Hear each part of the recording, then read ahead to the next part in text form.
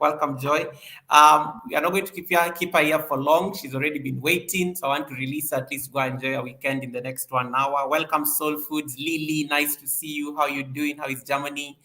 Winnie Shiko, nice to see you. Miss April, nice to see you as well. Thank you so much, everybody, for joining in. How is the weather like where you are? Where exactly are you? Which part of the States are you? Where are you? I'm in Atlanta, the Peach States, and it's very Ooh, nice. and it's So first, yeah, so first things first, I want you to now introduce yourself in the best way you know possible because they always say that somebody knows that because you do very amazing narrations on your videos. I'm going to yeah. put your solo layout. I want you to just give yourself your own introduction Okay. in the best way you know. Take it Okay. away. Okay. My name is Joy. I'm known as Joy Kenya TV on my YouTube channel. I'm a mom, wife, and a daughter. I live in the States. I'm so passionate about safety, hence pursuing my aviation degree in aviation safety, and I'm also on the path of becoming a pilot. And that is it. Wow. Wow, that was fast. Like on the path of becoming a pilot. Tell us more about this. Like, what does it take to be a pilot? Like, if I, when you used to grow up, you used to say that when I grow up, I want to be a pilot. When I grow up, I want to be a pilot. What does it take to be a pilot? A lot. It's a lot of dedication, discipline, Yeah, support, financially, socially, spiritually. Yeah, all things Lee. It needs a nice. yeah. Welcome, Pankaj. Welcome, Michael Marak. Is it something that you always wanted to do, or is it something that you built that passion over time? Like, how did you just pick piloting as one of It's, those things that you'd want to like do? it's something that I've always wanted to do when I was back at home because aviation before I came here, aviation is all that I knew. And when I was Mhm. a kid, they always kept on asking me, what do you want to be? I was like, I want to be a pilot. I want to be a pilot. But I Yeah. didn't know that in the course of my life, I'm going to be Mm. really pursuing it. Just because I was from a family that was not well off, I was not able to pursue those dreams. Yeah, because aviation, I mean, piloting is a very expensive, one of those expensive things. Just Yeah. going to flying school, I just can't imagine how much like you have to really invest, to spend in terms of piloting. So it's not something that is very ordinarily available to most people, for Yeah, sure. it's considered leisure because even Yeah. when they're giving you like a loan over here, you have Mm. to it's highly like it has high interest rates because it's Oh, wow. Oh, okay. yep. How is it? Why? So you're in the States, but Hmm. before you went to the States, you grew up in Kenya. That's one thing. You are Kenyan, right? Yes. You grew up in Kenya. What inspired you to go to the States? And before you even went to the States, what were you doing here in Kenya? When did you go to the States? If somebody would ask that. Well, I came to the States. I was traveling back and forth once I Mm. joined Kenya Airways because they used to give us like free tickets. So Yeah.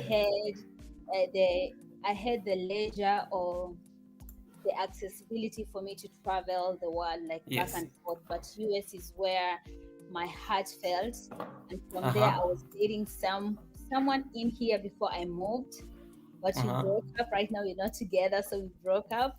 So it was just Oh. relationship, education, career, and just being curious about this country that everybody wants to travel in. Awesome. Oh. Yep. I mean, so you say that you worked in aviation before, so that must have really helped the process, I guess, of you just moving into the US, right? Yes, it did. But when I came to the US, I did not pursue that dream Mm. because first it was so hard for me to go to aviation industry. Yeah. I was considered overqualified. Overqualified. Yeah, Wow. Uh-huh. I was considered overqualified because all I wanted to do was be a flight attendant because that was back at home. I was a customer service representative. I was not Mm. able to venture into air hostess. So when I came here, Ah. it was very easy for me, especially after COVID. They were hiring Mm-hmm. left, right, and center. Oh, nice. Yeah, but before that, the industry here doesn't pay so well. You have to have someone who's supporting you like financially. So but since I was just by myself, I Yeah. had to figure out a way where I needed to be paid each and every hour. So Oh, wow. I ventured into health industry. So I worked in the hospital as a medical technologist, of which I'm still doing it as part time because I also Okay. have it. Yeah, Oh, nice. yeah. Interesting. So medical technology, aviation, you live in a customer service desk. That's quite a lot. Just trying to imagine how you're juggling it all. Yeah. How did you find the process of, moving from your home and settling in the States? That must have been quite something. So since I was dating by then, the process was very easy for me. Hmm. Things started crumbling when I broke up with my 7 year 7 years boyfriend who was not really to commit who was not ready to commit. So Oh, there is where wow. this came in, depression. I was just fighting all these things in silence by Oof. myself. Yeah. Must have been a lot to deal with. Was he American? I mean, that's a big question everybody may be asking. Yes, he was American. Oh, wow. So you break up. You did you Yeah. move to the US? Did you move to the US because of him, or that was a No, different story? it was because of him, and at the same time to come and study. But Yeah. it's because back at home I was not able to go to school because he convinced me like, oh, there's no need for you to pursue education in Kenya because it's not gonna be considered in the States whenever you move in the States. So when Oh, I was wow. going to move, things changed. So I had to figure out things myself. Oof. I can Yeah. imagine. I can Yeah. imagine. Interesting. Yeah. Mhm. I mean, I'm just trying to imagine how long it took for you just to figure those things by yourself, because that must definitely wasn't easy. Did you have any support system, or how At did the you go moment, through that? I didn't have support system, so I moved in the US 2015, December 2015. I Hmm. stayed with the guy for 3 months before he decided things are not gonna work out. So I was still fresh, I was still juggling. So Yeah. yeah, so thank God I had my cousin who lives here. All So I right. called her, I told her the situation, and she invited me to a lady who gave me a job. So through that job, I was able to like save up, uh, Yeah. pay a lawyer for me to get like my green card or my paperwork. Then after that, I went to school. No, before I went to school, I had to find a job with the hospital, the health industry, because there is where you like by the time I'm signing in, they pay you each and every hour. So I was Hmm. working like 24 hours or even more than if we have something like more than 24 hours, I was Yeah. working 24 hours for me to just make sure that I'm paying my bills, I'm supporting my parents and my younger sisters at home. It was Jeez. not easy. Yeah, it was not easy. And me just being like the first child.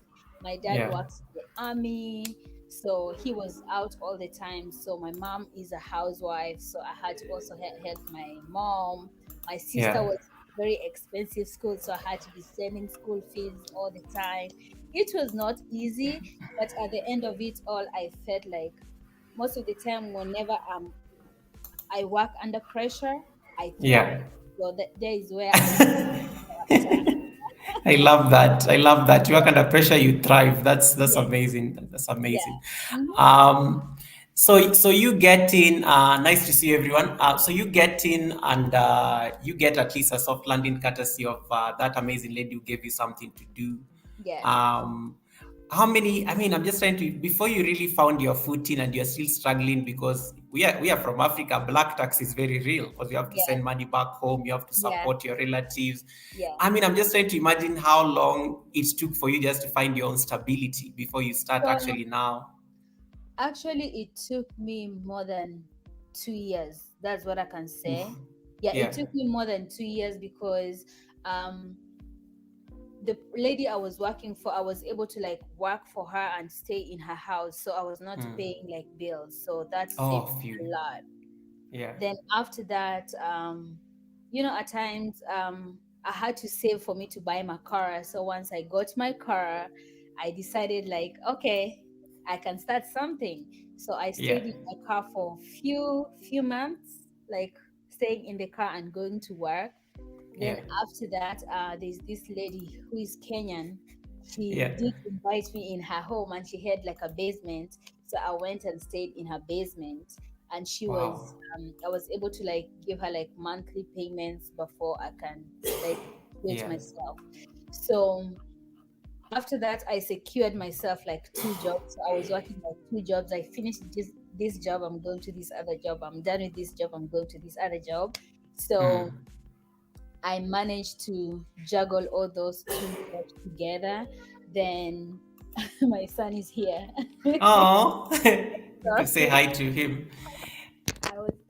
I was able to manage like juggle all those two jobs together. So Nice.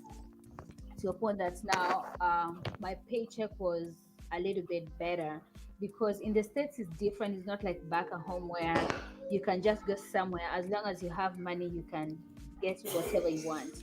So in the States, they go by credit. So when they're going by credit, let's say I'm going to a house that is, let's say, 50,000. Let's say it's Mm. 50,000 Kenyan shillings. I have to make four times Oh, wow. per pay period that amount of money. Let's say if it's 50,000 times four, that would be like 200. 200,000. Yeah. Yes. So Oof. they have to see you making 200,000 a month before they can give you that. And they will not just give you the house. You have to find like a co-signer, someone like to sign in Ooh. case you're not able Yeah. to, in case you're not able to um, Yeah. pay your rent Me, on time. they can go after that Yeah, they can person. go after that person, or they will take you to court. Like it's very different over here. And I know you've been the hardworking person. Everybody's just inspired by your story there on the chat.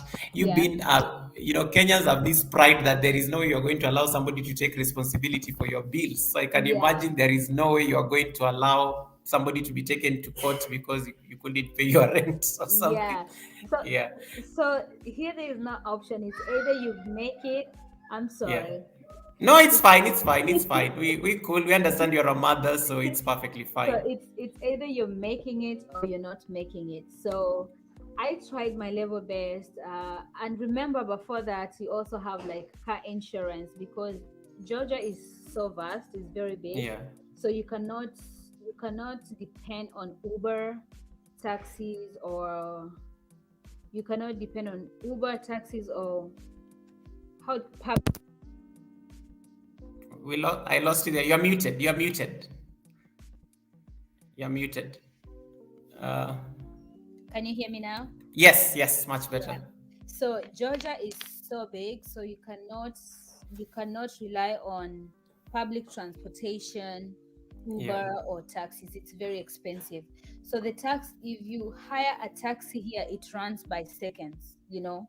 Oof. So let's say Yeah. if you're going somewhere that is 10 minutes, you end up paying around $50, $60. Ooh, So for taxi. yes. So it Oof, was that's a that, lot. yeah, it was that expensive. So I was able to juggle those jobs. And Uh, once my paycheck was a little bit accommodating, I went ahead and um, rented a house. But it was not easy me by myself.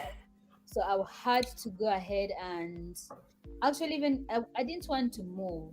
It's a yeah. friend of mine who I was working with in Kenya Airways who convinced me to move from where I was staying, because she was like, oh, when I come there, I'm gonna help you out, pay the bills and Yeah. all that. But when she came here, she didn't want to pay anything. Character development. Yes. So Yeah. she left me in the dark, and I was just Wow. struggling. But thank God, I really thank God for this lady. She's Nigerian, and her dad was so nice to me. She moved in with me, and her dad paid my bills, and we were Wow. okay. But still, we were still struggling because I still have like my car insurance. Car insurance, because I didn't have like enough. They go by history here.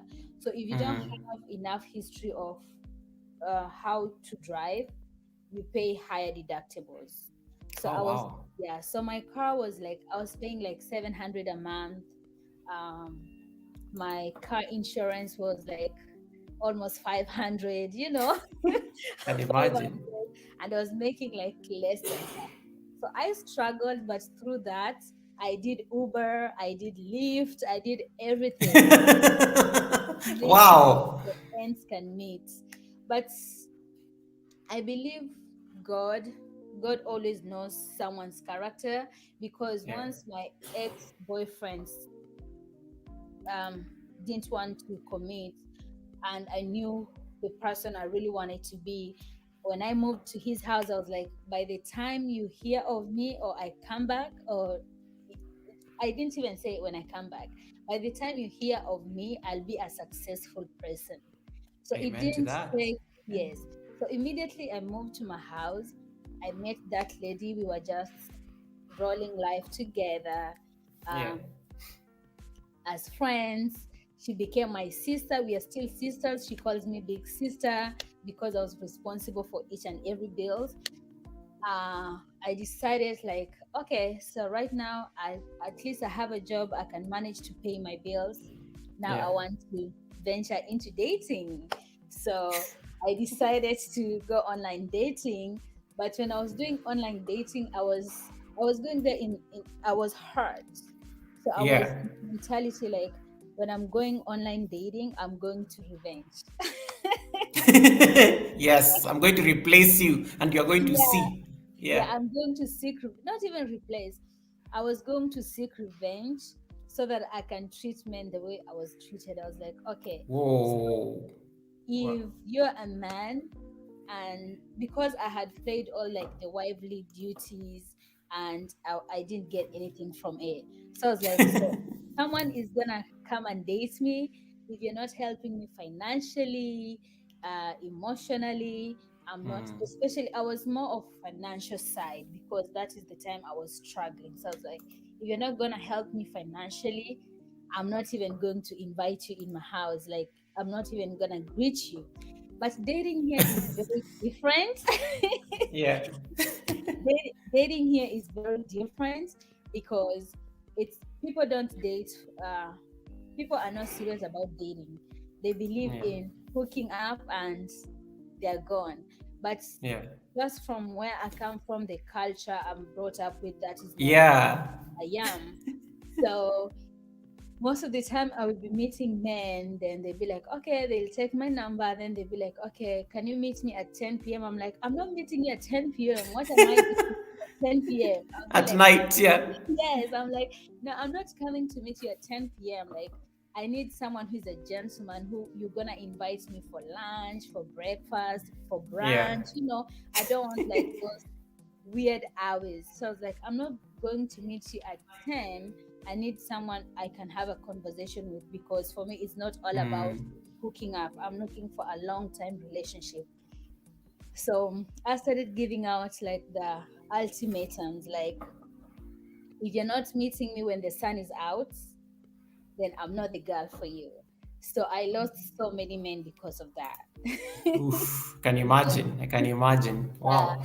So I lost Oof. many men because of that. That's a So lot to deal with. Yeah. yeah, it's a lot to deal with. So I got good people. Other people will be like fascinated, like, I- can I say obsessed? Mm. Other people will be obsessed to a point that there's a guy who really loved me, and he was just like my African chocolates. To a point that we almost like got into an accident like 2 times, him just staring, and then I was like, you know what, this one he can Wow. see. So I did cut off that relationship. Then after that, I just went into my prayers. I told God, you know what I want? I'm not here to hook up. I need someone who is respectful, someone who Yeah. is not rich. And before that, my ex was very rich. He was like president of a company. So since, Wow. yeah, Ooh. since I had tasted that life of getting everything I want, I didn't find happiness in that. So I went to God and I just told God, I need someone who is respectful, someone who is not rich, because I believe I'm a hardworking Mm. woman. I need someone I Exactly. can build life with. I love that. Yeah, and believe you me, so I stopped after I prayed. I stopped. I didn't go to the internet again. So one day, I decided I decided now to like invest in myself, because Mm. I've always believed like if you're not successful in your current situation, always look for something to do, and maybe let's say travel, go to school. Maybe that's where your person is. So I started going to school. I started doing like my OSHA. I've done OSHA, that is my major. So I started doing online classes. So I managed in between. So since I was doing online classes, I was like doubling or tripling the classes. So I finished a 4 year course. I finished within 2.5 years. Okay. So while in the process of that, I'm almost graduating and I'm just Mm. enjoying life. And this time I'm just like, you know what? When I moved here, I was a little bit slim. Now, so each and every time I be traveling, people will Yeah, confuse me to there's this lady, but they confuse me to because I had by then I was not having my shavels. I had like yeah, nice cheekbones, and people will confuse me to Cynthia Bailey's or Naomi Campbell. So yeah. one The those hot Atlanta ladies. Yes, Mhm. yes. So one day, so each and every time I go somewhere, people will stop me. They be like, "Can I take a picture of you? Can I do this? Can I do this?" Then I'll just take pictures of them, but I don't know why they're taking pictures of me. So Yeah, when I was in New York, someone addressed me, and he was like, "You know what? Like you have like very nice physiques. Like, have you considered doing modeling classes?" Then I was so shy by then. Like I didn't know how to present myself, how to sit, how to pose, how to do yeah. makeup. So this guy volunteered and he paid my school in modeling classes in Atlanta. So I joined. Amazing. Yeah, so I joined the modeling classes. I did like my monologues, walking, how to do our makeup, just things to boost your confidence. So from there I was confident, and I decided to go back to the internet, and I told God, now I have my degree, I'm confident, I can do a French turn. So please God provide me a good husband who's gonna love me the way I am. So I I went back love that. on. Joy, Yeah. I want you. I'm just going to step off the screen a bit, but just carry on with your story because just relate your story as it is, and then yeah, I'm coming back just now. Okay. So Yeah, it's your stream now. Yeah. okay. So I went back online. Yes, Mashabu. So I went back online. When I went online, I met like few guys, but still no one was appealing to me. They were still showcasing the same behaviors. So I decided to like I went again and I prayed. I prayed to God. I told God, this is not my homeland. So remember, if someone knows the story of Moses, Moses was not blessed in their own land. Moses was blessed from a foreign land. So since I was in a foreign land, I told God, oh, and before that, um, I was 28. Now my mom started pressuring me. So remember at this time, I've not even told my mom, like I've separated with a guy that he once knew. My mom still thinks, oh, I'm still living with my since I had introduced him to my mom or my family. Thank you, Ajaram. Since I had introduced him to my mom and my family, everybody thought that I'm still in their house. They didn't know like I moved out and I'm still struggling, like trying to find myself or my life in the US. No one knew about that. Okay. Hey, updating TV channel show. Yes, I can do a French turn. Yes, French turn. Yeah. So my mom brought up the issue of, oh, you're almost growing old, I cannot hear anything from you, you're not talking about kids, you're not talking about marriage. And here I'm just like, this woman just don't know the struggles I'm going through, because I'm working doubles for me to be able to support my younger sister and my brother. I'm working double to um, support myself, and she's here trying to pressure me with a kid. And in the US, for you to just have a child, you need to have like a very strong support, because um, for you to for you to have a child in the US, you really need to have like family support, especially like financially, because they're very expensive financially, socially, spiritually, and just in general. Um, you just need people to be there to support you in case anything happens, because um, house helps are very expensive here. And before you hire someone, because people love to sue here a lot, before you hire a house help, this person has to have like a certificate. And for you to have a certificate, someone can charge you like, if depending on the years of experience, someone can charge you like from $20 an hour, $20 an hour to $35 an hour, because they are like known to be professional. They have to be certified by the state, because in case your son needs a first aid, they know how to do first aid. They have like, they call it CNA here, they have to be certified nurse assistants. So it takes a lot for you to just have not a house help, for you to have someone to take care of your child. So it was a lot going on. And I went down to my knees and I just told God, I'm not giving up, because option is not, failure was not an option for me. I just had to be successful. Yes, Baba, God is faithful. Um, Failure was not an option for me. I just had to succeed, and for me to show the world like, 100%. it doesn't matter the situation. All you have with God, with God, all you have to do is you have to ask. And at that time, when pain kicked in, I had to show my character. So once that pain kicked in, I was very faithful. I understood the importance of time. Like, you just have to give time a chance for you to see the fruits of your labor, or for you to. I was just working hopeful. Like, I didn't have a future, if I can say. I didn't have a future. I was just hopeful, like, tomorrow is gonna be a better day than today. So I that's love how. that. Yeah. Yeah. So I didn't have like, but this is how my future is gonna be. I just wanted to like survive today for me to be able to take my next generation tomorrow.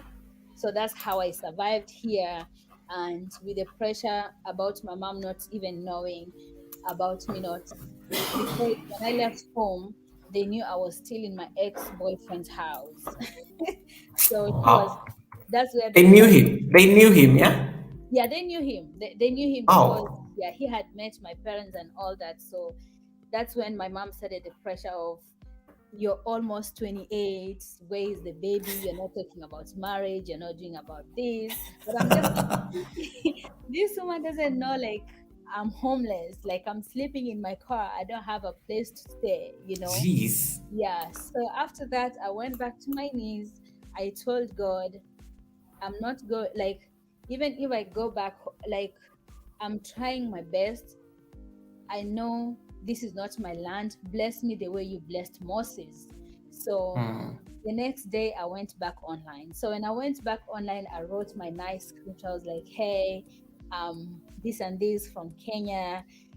At that point, I knew people just want to hang out, right?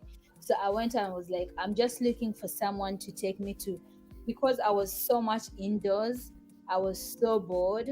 I didn't have friends. And I was just like, I just want someone to go out with and someone who can take me like nice places. Like that.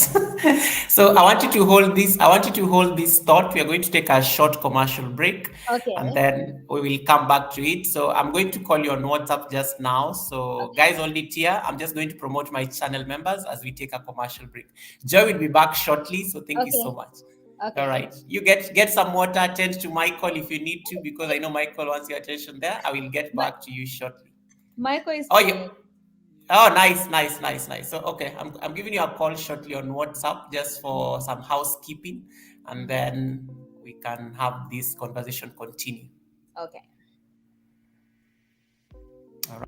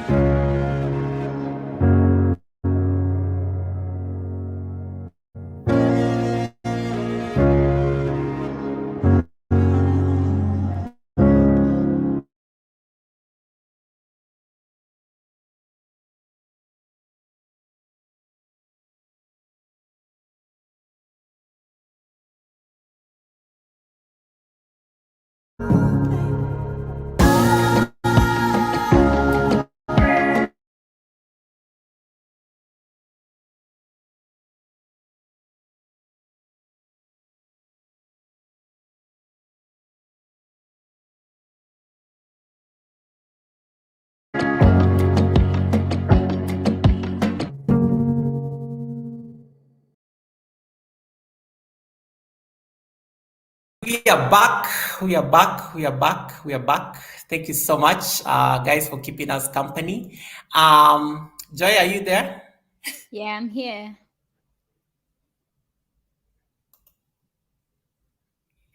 Remind me, guys, where was I? Waiting for Joy. Yeah, there's Joy. Yeah. So we are going to have part two of this conversation tomorrow. I've explained to Joy I'm in a bit of a predicament. She's given you a bit of a background, and it's only 30 minutes. So tomorrow we'll have a short live stream just to be able to finish the last part on how did she bounce back? How did she get into piloting? How did she become a mother? What's her piloting journey looking like? We'll have that part of that conversation so that we can give enough time to also catch up on this. Joy, I don't know whether you want us to stop it here. There's a last. We need to stop this story somewhere so that we can let it have a cliffhanger. Because the other option, I could leave you alone here and you can talk. I can let you run the live stream if you want. Do you guys want me to run the live stream? I can let you run the live stream. You give your story and then you listen. You just read their questions. I think you'll be able to. You can do it. You can do it. Then I can come back after like 40 minutes. I see how far you are. Is that an Oh, option? that's a long time for me to run it by myself. We can have part two tomorrow. Same time. That's Yeah, okay. what we can do, if you're gonna come back in the next 40 minutes, people can ask me question and I can answer you as I'm reading them, if that's possible. All right, good.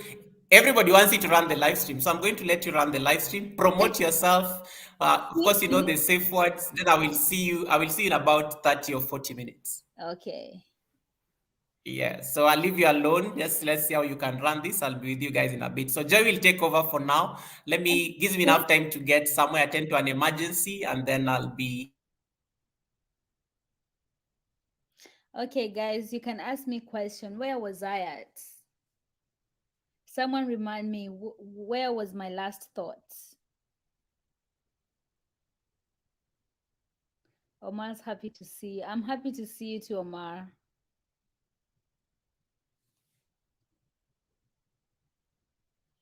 Kindly tell me, guys, where was I? I feel like I'm jumping all over the place.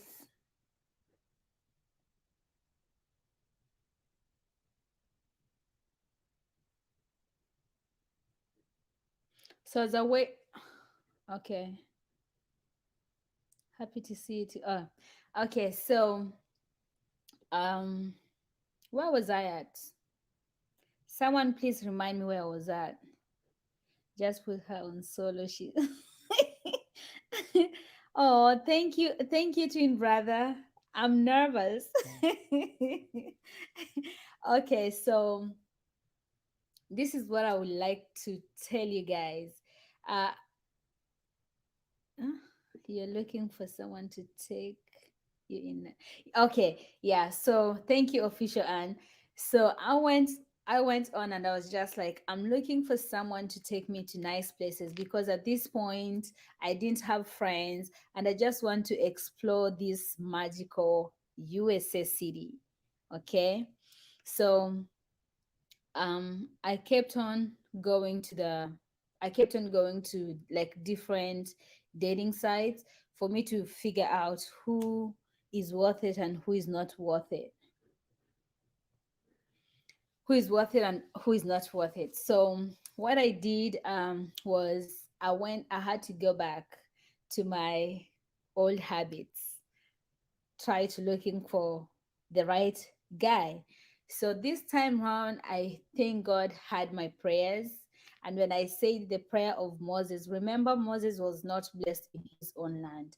He had to move for him to be blessed. So that's what I told God. I told God, Moses was never blessed in his own land. So I'm coming to you. Please treat me like Moses. I need blessings in this land. Okay. So thank you, Winnie, for reminding me. So when I went back online, that's when I found my current husband. So for him, I didn't even fell in love with his physical features. I fell in love with his hand. That's weird, okay? I fell in love with his hand, the way he was holding the steering wheel. And I was just like, oh my god, this man has a very beautiful hand. So I fell in love with his hand. So I went ahead and I was the first person to like click for me to see whether this is a match or not. And thank God this man was a match. And thank God, uh, Stephen, you missed a lot. And thank God this man was a match. So um, we texted, and I was asking how, like, just the general question: How are you? Where are you from? What are your values? Um, hands, huh? Steven, okay. Yeah. Thank you, Miss. Thank you, Miss Official Anne.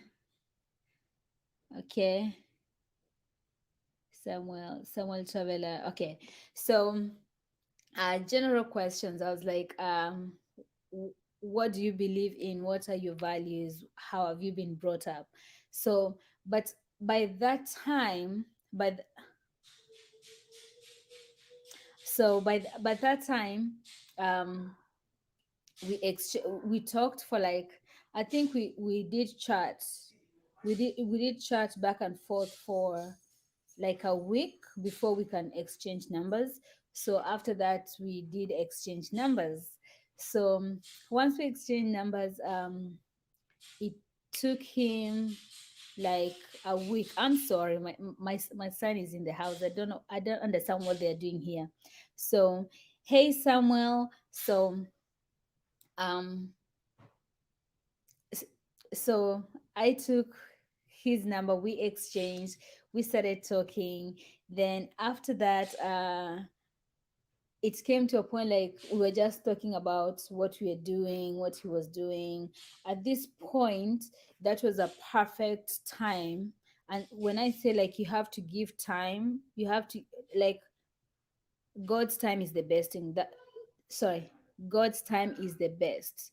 So this was the right time for me to meet this guy who is now my current husband. This was the right time to meet my husband. Okay, so uh, by that time he was just like from one job to he was changing jobs, so to a job that he was working a lot. Then he found he was working in a job that he didn't have to work like weekends. Mostly he had to only work Monday through Friday, not weekends. So he had like mostly like Friday. He had to work mostly like on Fridays. He didn't have to work most Fridays, Saturdays, and Sundays. So there we go. God granted me the man who is gonna take me to nice places. So I'm gonna ignore your chat in case I don't reply to you, but I promise I'm going to come back for them. I'm trying to gather my thoughts so that I can give you a flawless story. Okay, so we chatted, we exchanged numbers, and we were just talking about our desires, what we do, and all that stuff. So he explained all that. So it came to a point like, by the time I was meeting him, uh, we met in January. Yeah, we met in January of 2018. Yeah, January of 2018. Then after that, on almost end of January. So, but almost end of January, beginning of February, but almost end of February, it was his dad's birthday. So, excuse me, guys, give me one moment, please. Excuse me, give me one moment.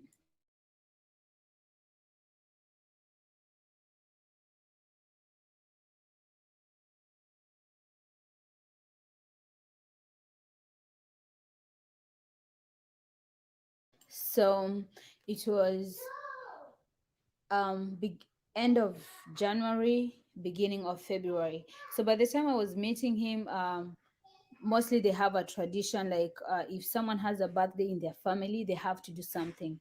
So by then it was his dad's birthday. It's normally on February, so it was his dad's birthday. By the time I was meeting him, they were organizing to take him somewhere. Then his sister was moving, so he had to help with moving. So this guy forgot about me. So after 2 weeks, I was like, okay, he's just like all men are the same. They're from the same mom. So I kept quiet. I continued in, I continued with my studies, continued doing my 24-hour jobs as I push on life. But as as a woman, God gives you that intuition. So I had like, each and every time I kept on praying for him. So one day I decided, it was almost my birthday. So at this point, it's almost my birthday. I'm looking for someone to take me out on a nice dinner. or nice lunch for my birthday. So I called him. I was like, no, I didn't call. I texted him. I was like, okay, I just said his name is Chris. I was like, what happened to my Chris? Then I just stopped. This man didn't reply to me like for 2 days. And I was like, okay, so I guess that is it. Hey, EK. So this man didn't reply to me like for like 2 weeks. I was just like, okay, I guess that's my luck. So I continued like enhancing myself, my studies, working, and all that. So after the third day, I went to my knees and I prayed and I told God, I'm really tired. Like I'm not this kind of a person who pursues men, but I was just like in my heart, I feel like this is the man for me, and I really need you to bring this man to me. Hey EK, welcome. I really need you to bring this man to me. So in the evening, the guy called. So my husband called, my future husband called, and he was like, "Hello, I'm sorry." He was frank with me. He was like, "I'm sorry, I forgot about you. I was so occupied because my sister was moving. We were arranging something for my dad and all that stuff." And I was just like, "Okay, at least he has apologized and everything was true." So I was like, "I need the evidence. Show me the evidence." I was all about receipts. If you're not showing me receipts, go to the left. So he showed me the receipts.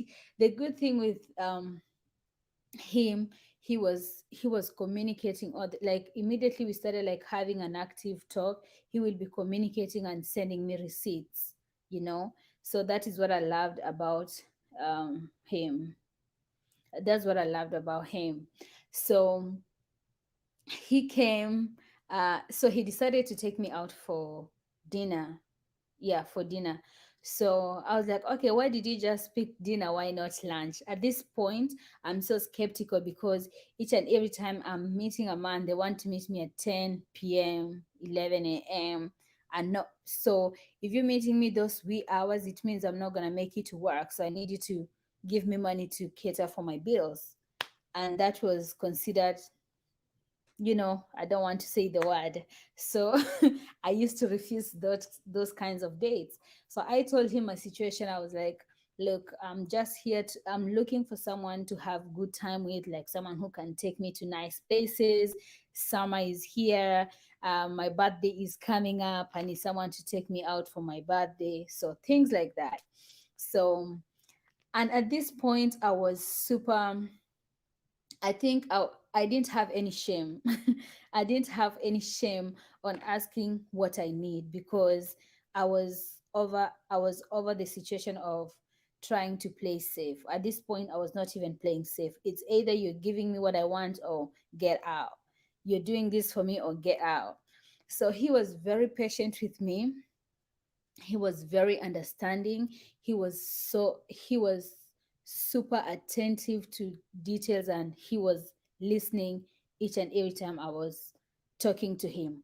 So mind you me, now he gave me a date. So when he gave me a date, I was like, I'm not going to meet you past this time.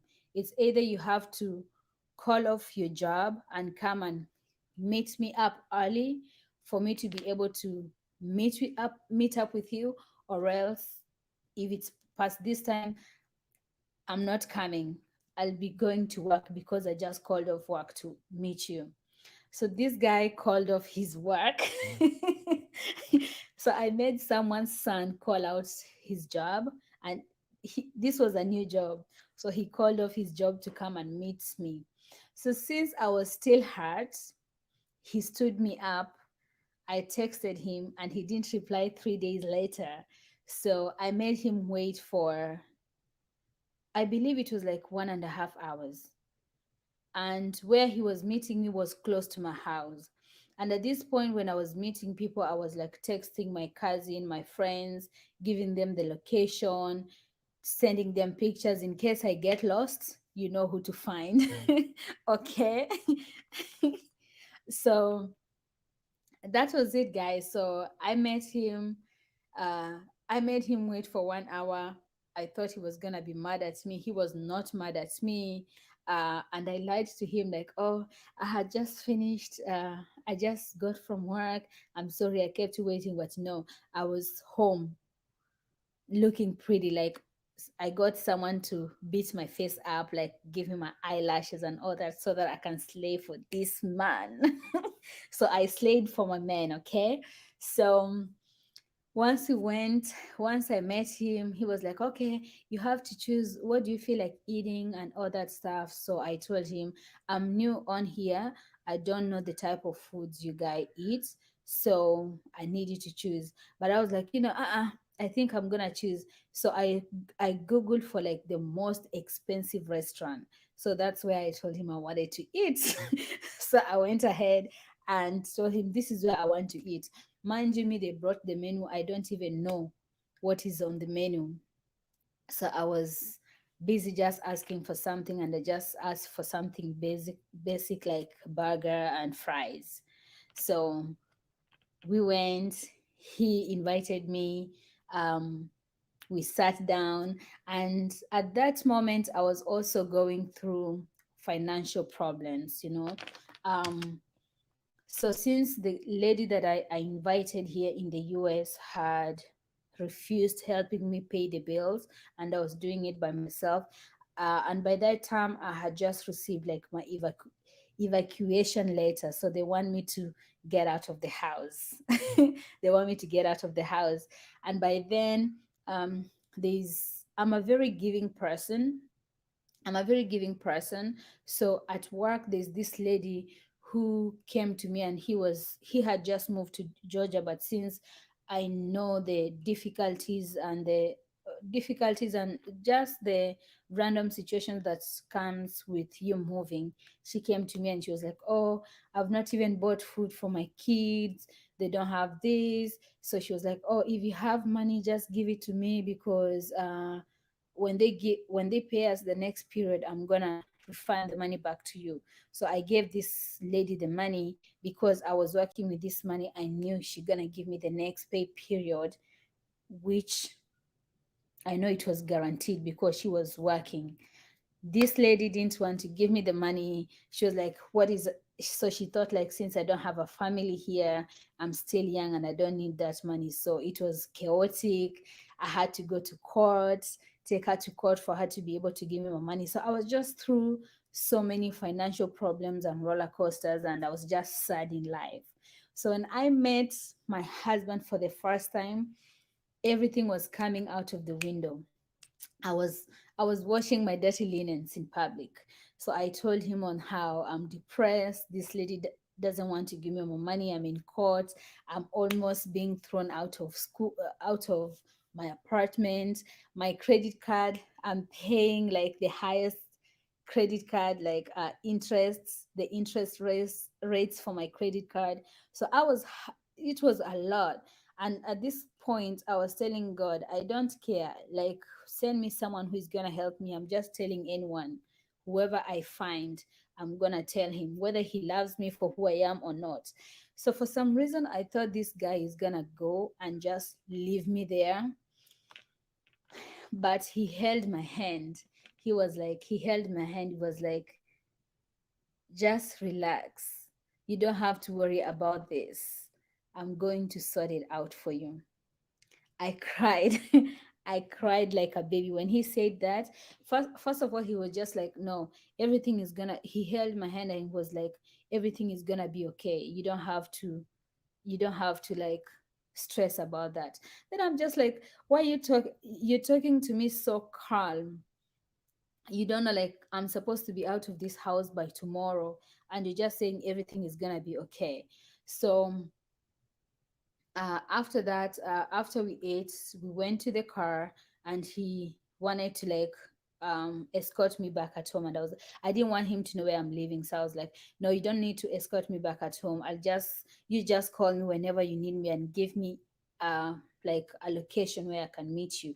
And at this point, I was like, "I'm not meeting you in your house. I'm not doing anything. We need to meet in public. Anyone that I'm meeting you in public." And mind you, guys, In the US, it's totally different. Like when you're dating, like people believe it's not like back at home where if someone takes you out for dinner or lunch, if a man, not someone, if a man takes you out, it's a man who has to cater for the bills. In the US is very different. In the US, it's very different. Like they call it 50-50. Like you have to pay each and like everybody has to pay for their bills. So each and every time I went to the restaurant, I will tell the waitress, I'm not the one who is paying the bill. He's the one who is paying the bill. So each and every time I went, I'm not the one who is paying the bill.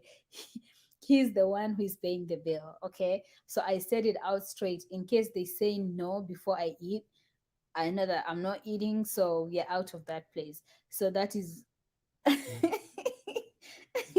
so that is what like I was setting up standards. And this is what I want to advise anyone who is watching me. Like at times for you to get what you want, you have to know your worth. And once you set up standards, God is going to bring someone who is gonna accommodate those standards or someone who meets that standards. Okay. Yes, I love my sister. Okay. Okay. So God is gonna bring someone who is going to meet your standards. Oh, Baba, you have 50-50 there too? Yes. So I was like, no 50-50. I'm an African woman. A man takes care of everything. That was my slogan here. So there was nothing like 50-50. It's either you're paying it or I'm just here to give you my time and I'm out. So he paid for everything. And after that, when I told him my problems, now remember, I've told him about my credit card, I've told him about me being evicted, I've told him about the lady who is giving me problems. This man was very patient with me and he kept on, he was just like this.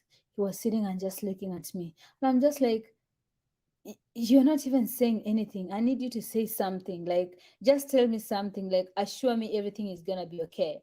But he was not saying anything. The only thing he said, he was like, I was expecting him to say, hey, here is my credit card. Please go pay your bills right now. But he just looked at me and he was just like, everything is gonna be okay. And I was just like, how is everything gonna be okay if you're not going to cater for these bills? That was my mentality.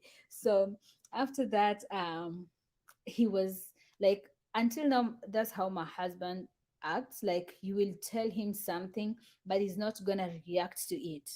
He's very calm. He takes things very gentle. I'm a drama queen here. Like if you tell me like, oh my, um you need salt, even if I have a little one. No, I don't need the little one. You have to go to the store right now and bring me the bigger jar. Like I need the bigger one. That's the kind of a person I am. So he took it so calm and he went home.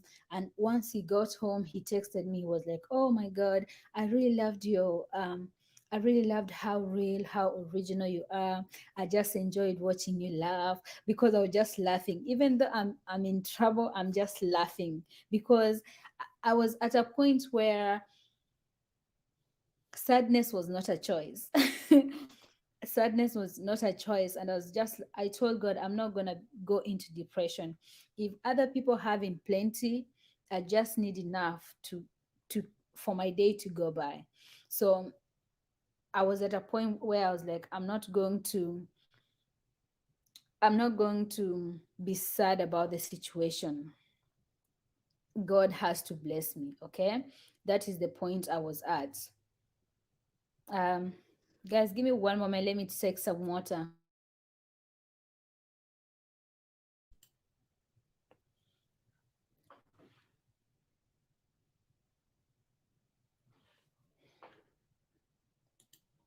Okay.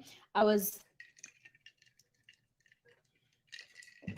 I was at a point where I told God, you brought me into this world. You said all you have to do is ask and it'll be given. I asked, and all I need is for it. Now, I don't this was my prayer. This was my prayer. And believe you me, this prayer works all the time. I went down and I told God, in the Bible, it's written, ask and you shall be given, knock and the door shall be opened unto you. Ask, given, knock, the door. Which one is the third one? I don't know the third one. But I told God, if you're not going to give it to me, what do you want me to do? In the Bible, it's shown I cannot do, you cannot go and do prostitution. It's against the law, so I cannot do that. I cannot go steal. In the Bible, is showing you cannot steal. So I went to the corner and I told God. It was as if I was talking to someone. I had like my designated corner. And I kept on saying, you just have to provide it for me because I'm not going to sin because you're not giving it to me. I'm just like, I'm your child. You created me. You Everything that is in this world belongs to you. I'm following all the commands. What should I do for you to know that I'm just there? I'm acknowledging you. I might not be praying each and every day because of my busy life. Because at times, yeah, if I don't go, at times it's so busy to a point that you don't even have time to go to church. But I believe church is how you treat people close to you. I don't have to go to the building for you to know that I'm praising God. How I treat people close to me, that is church to me. Okay. The service I render, that is a church to me. Okay. So I had my designated corner, and each and every time I was having a problem, I'll go there and tell God, what do you want me to do? Do you want me to go and steal? I need you to provide this for me because I'm not asking for much. I'm just asking for enough. Okay. So I went, immediately finished with that date, I went and prayed about it. So I was like, okay, God, I've unleashed all my problems, and I know you come in different shapes, manner, and way. So when he went home, he texted me back and he was like, hey, I loved you. I loved how original you are. I loved how open you are. Um, you don't you didn't hide anything from me. You didn't care whether I like you the way you are or not. And he was like, that is what I really like about you. And you just being frank, being true. That is a kind of a woman I'm looking for. I was like, ah. So he was like, okay, I want to give you a second date. Okay. I was like, okay, thank you. Thank you, Jesus. So at this point, I'm like, okay, so he's giving me a second date. So this second date, so we met on Saturday. So the second date was supposed to be on Wednesday. So Wednesday he was not like what do you call this, he was not working a lot. So he was like, on Wednesday is a beautiful day, is a beautiful weather. Since you said you want someone to take you out to nice places, I'm available, we can go somewhere. Because at that time he was also exploring, like he wanted someone to explore with. So I told him I'm not able to make on Wednesday because on Wednesday I'm working a double. This man, he told me, ask someone to work for you. I'm gonna pay them double. I'm gonna pay them double of what they're working per hour. I went and called some of my friends. They're like, you know what? I have an emergency. It was an emergency. I told one of my friends, I have a family emergency. So are you able to work for me this shift? I'm going to give you double of what you're making. So when people hear double here, because this person will be making like three times, because they're being paid by the company and I'm also paying them. So each and every time I'll give them money, these people will run and work for me. So each and every time I pick up shifts and he wants to take me out, he will always pay those people to cover my shift so that I can get time to come and like spend time with him. So we dated, we went out for like 1 month. Then it didn't even take 1 month, for 2 weeks. The third week he introduced me to his friends. So his friends loved me a lot. We were like, it like the moment I met with his friends, it was like, how will I say, uh it's like as if We knew each other, then left, then came and got reunited. They loved me so much. We were just laughing, we were just having a blast. And each and every time they tell me, this one, wherever you got this one, she's the fit for you. So each and every person kept on saying, this one, she's really bringing the best in you. So after that, he was just smiling, complimenting me, telling me, yes, my friends loves me and all that stuff.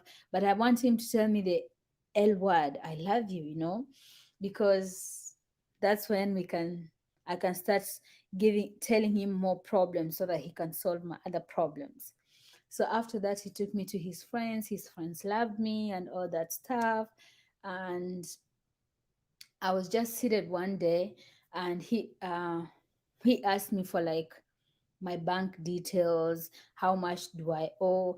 Right now he was comfortable with me after he learned about me. So he was asking me like, how much do you owe? How is your house situation and all that stuff. So I told him everything. The next month he went to the people and he was like, no, you don't have to evict him, I'm going to pay for his rent. So he went ahead and paid 6 months of my rent. Again, God is working wonders, right? So at that point he was like, okay, he was like, okay, since you've I'm paying your rent and all that stuff, are you able now to pay for now? He gave me like time for me to be able to pay for my credit card and my credit card and my car insurance.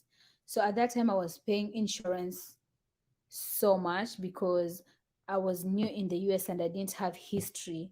Even though I was over the age of 25, I didn't have much history on my driving record. So they were hiking my price as if I'm a 17-year-old. Okay. Until like they establish my driving skills for like 2 years before they can just put me on a normal adult rate. So it hacked up. So I told him about that. So what he did was he took me off my insurance and he put me off on his insurance.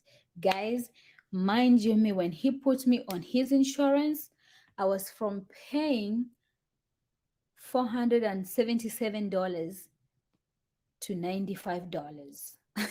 That's how I was paying insurance.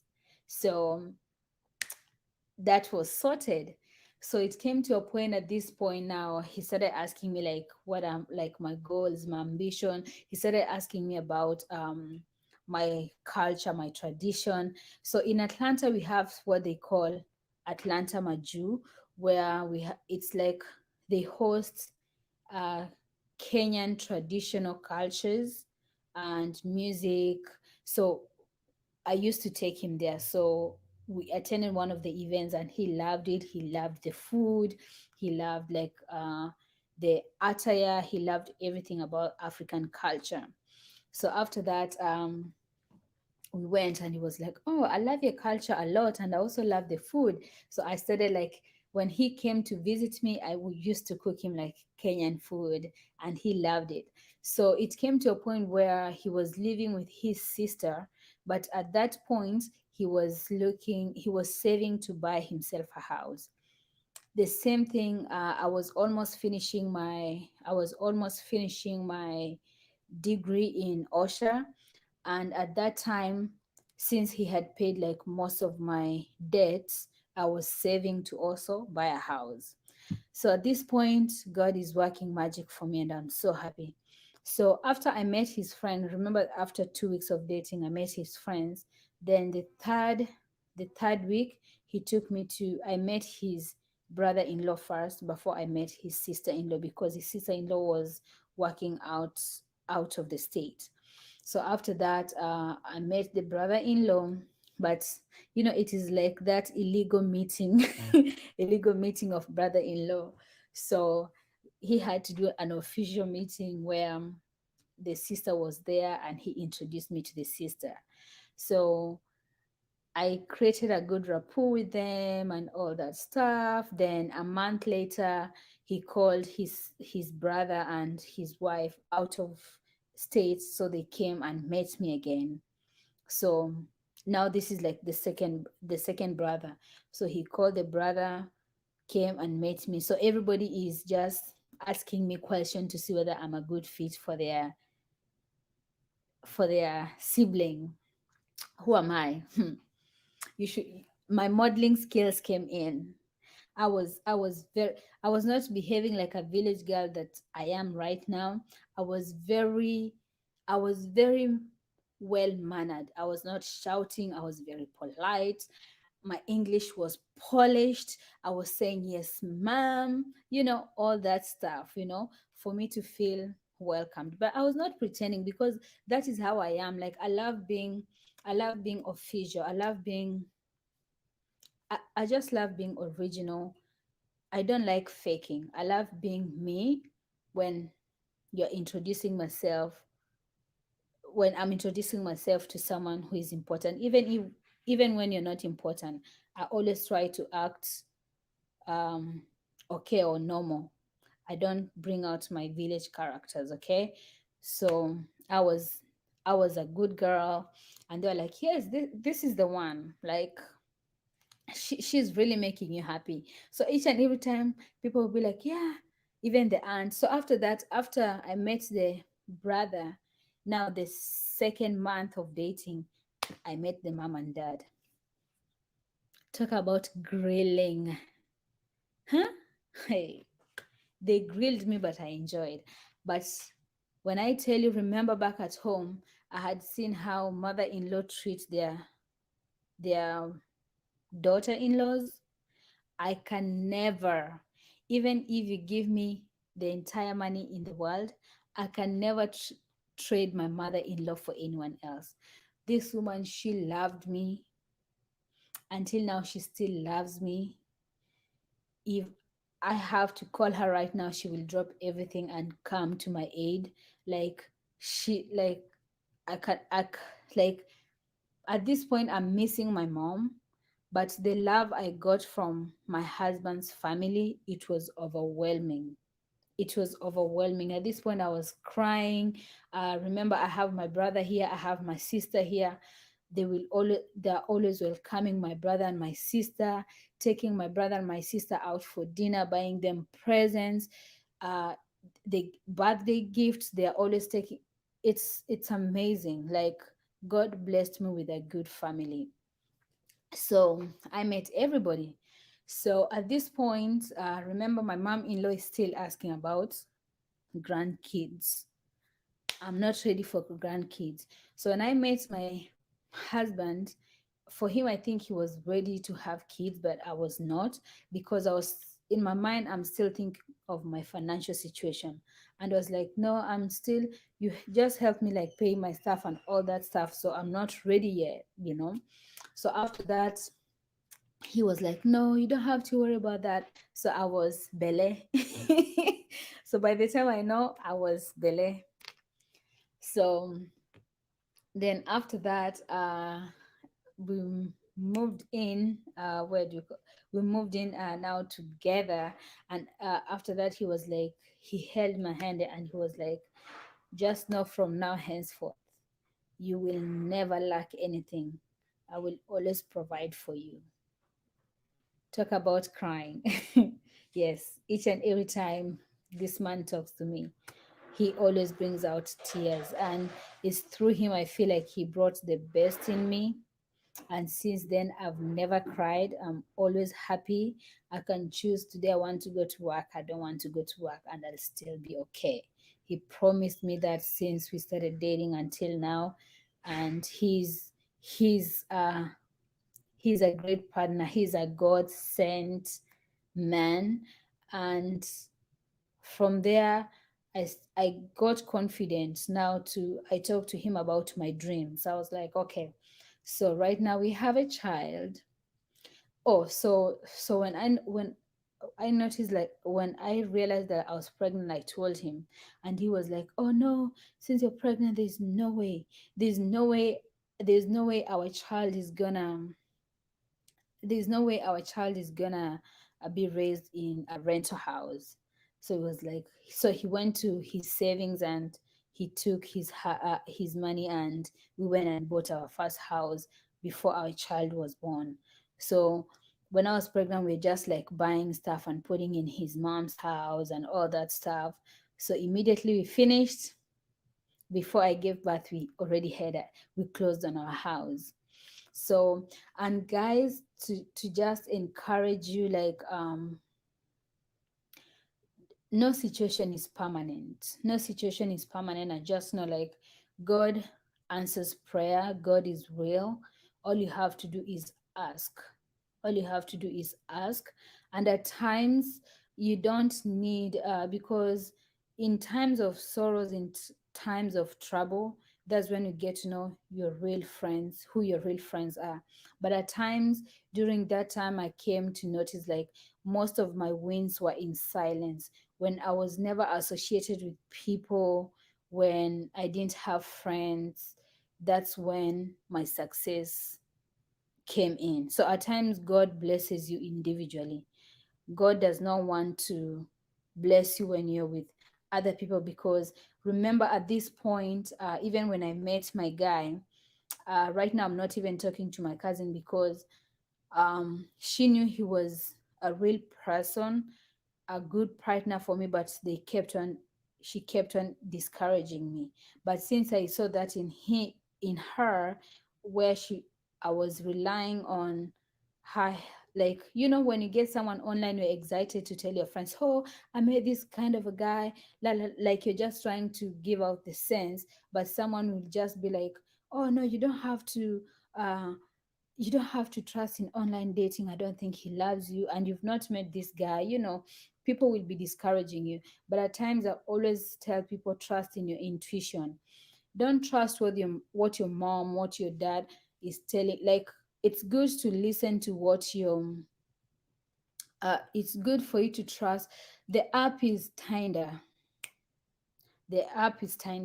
So it's good for you to listen to what your loved ones are telling you, but at times it's good for you to follow your heart. Because if I could not have followed my heart, if I could have told my mom I'm not with a man he knew before, my mom could have cursed me, my mom could not have given me blessing. But I had to break the news to her once I got pregnant. I was like, hey, you're gonna be a grandma, but it's not with the guy you think it's gonna be. It's with, this other person that I found. So at times it's good for you to listen to your loved one. Take the good things they're telling you, and the bad things, just put it at the back of your mind. And at times you also don't have to, at times you don't have to answer to negative, like, you you and you don't have to win. You don't have to win for you to show that silence is the key. That's all I can say. Silence is the key. When God is taking you from grass to grace, you get to meet so many obstacles, and at times you get to doubt your faith. You get to doubt your faith, your worth. But follow your instincts. Your instincts are never wrong. Follow your instincts, unless they normally say experience is the best teacher. Experience it first. Don't throw your don't throw your luck trying to listen to outside voice. Follow your track. You know yourself. You know the person you're looking for. When it comes to relationship, that is all the advice I can give you. Just follow your heart. It will never mislead you. Okay. So, oh, thank you, teacher Pidana. um, so follow your heart, and just know God is listening. Give time a chance. At times, you have to be by yourself for God to bless you. Okay? You have to be by yourself. You will lose so many people. Believe me, once I lost all my friends, once I lost all the people who call me like a family member. That's when God blessed me. Okay? And you're welcome, Miss Anne. And at that point, God gave me a family. Like, when I'm with my mom-in-law. My parents back at home, they love me. We talk all the time, But I'm talking at my current situation because this is where I am and this is the situation I have to succumb to. I cannot be crying all the time. Oh, I miss my mom. Oh, I miss my dad. No, we talk all the time. We FaceTime. We laugh. We do all that stuff. But God gave me a beautiful family that will cater for all my needs. And that is all I was praying for. That's all I was telling God, like, this is all I need. At times, you have to be specific on whatever. Um, Thank you, Miss Teacher. At times, you have to be specific on whatever you need. When you're praying, you have to be specific on particular thing that you need for God to bless you. You cannot be general. Never generalize. Okay? Because for me, this is what I told God. I had someone who had money who made me travel through the world, but it was a nightmare. I told God, I need someone who's respectful, someone who's trustworthy. We're gonna build our kingdom together. And that is what God provided. Okay. Then, so after that, we had our baby and all that stuff. My baby was a COVID baby. COVID hit. I enjoyed nurturing my baby during COVID moments. And from then, I decided, now I was like, I've been in the health industry, but I didn't like it. So it came to a point like, I'm tired, I miss traveling. So I decided to go back to now aviation industry. So that's where I applied with Frontier Airlines. Then after that, I resigned because my dad had stroke. So I just needed to take like a break from work. So my dad had stroke in April.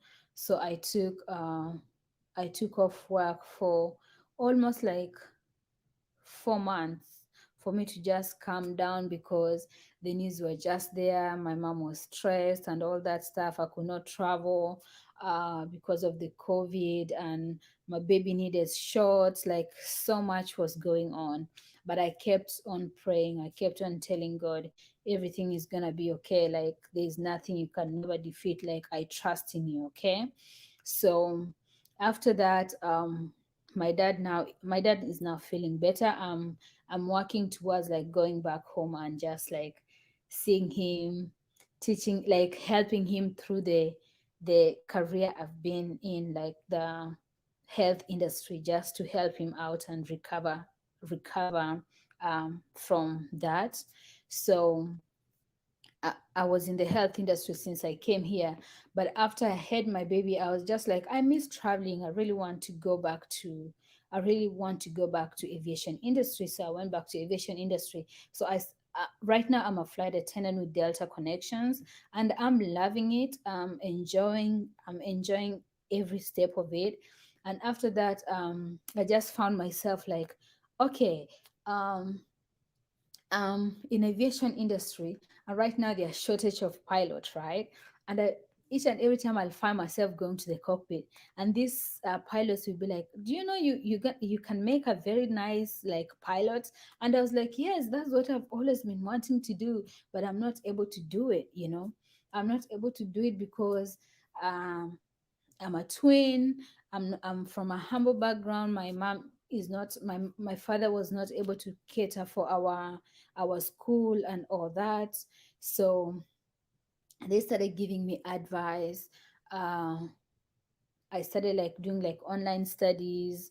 Um, so here, for you to be a pilot, you need to, first of all, you need to go like for medicals. And when you're going for medicals, it's it's not like regular medicals. They have the government the government has like special people. They deal with Federal Aviation Administration. They have like special doctors who have to go and give you have to schedule an interview for you to go and do your medicals, and you have to pass your medicals first before you can even enroll in a school. So I met this one captain. Actually, he's from Kenya. He's from Kenya. So we started talking, and I was like, yes, this is what I want to do. I've always wanted to do this, but I've never had like a chance to like do it because people go to South Africa back at home. So I told him my history and all that stuff.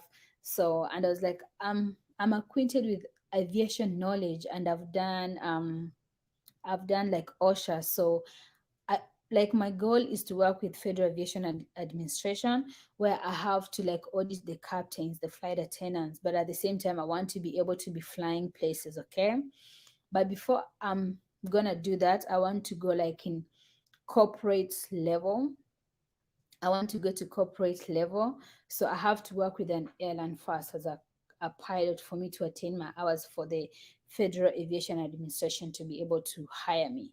So I talked to this captain. He told me, yeah, this is what you have to do. He gave me a website. I went ahead and applied.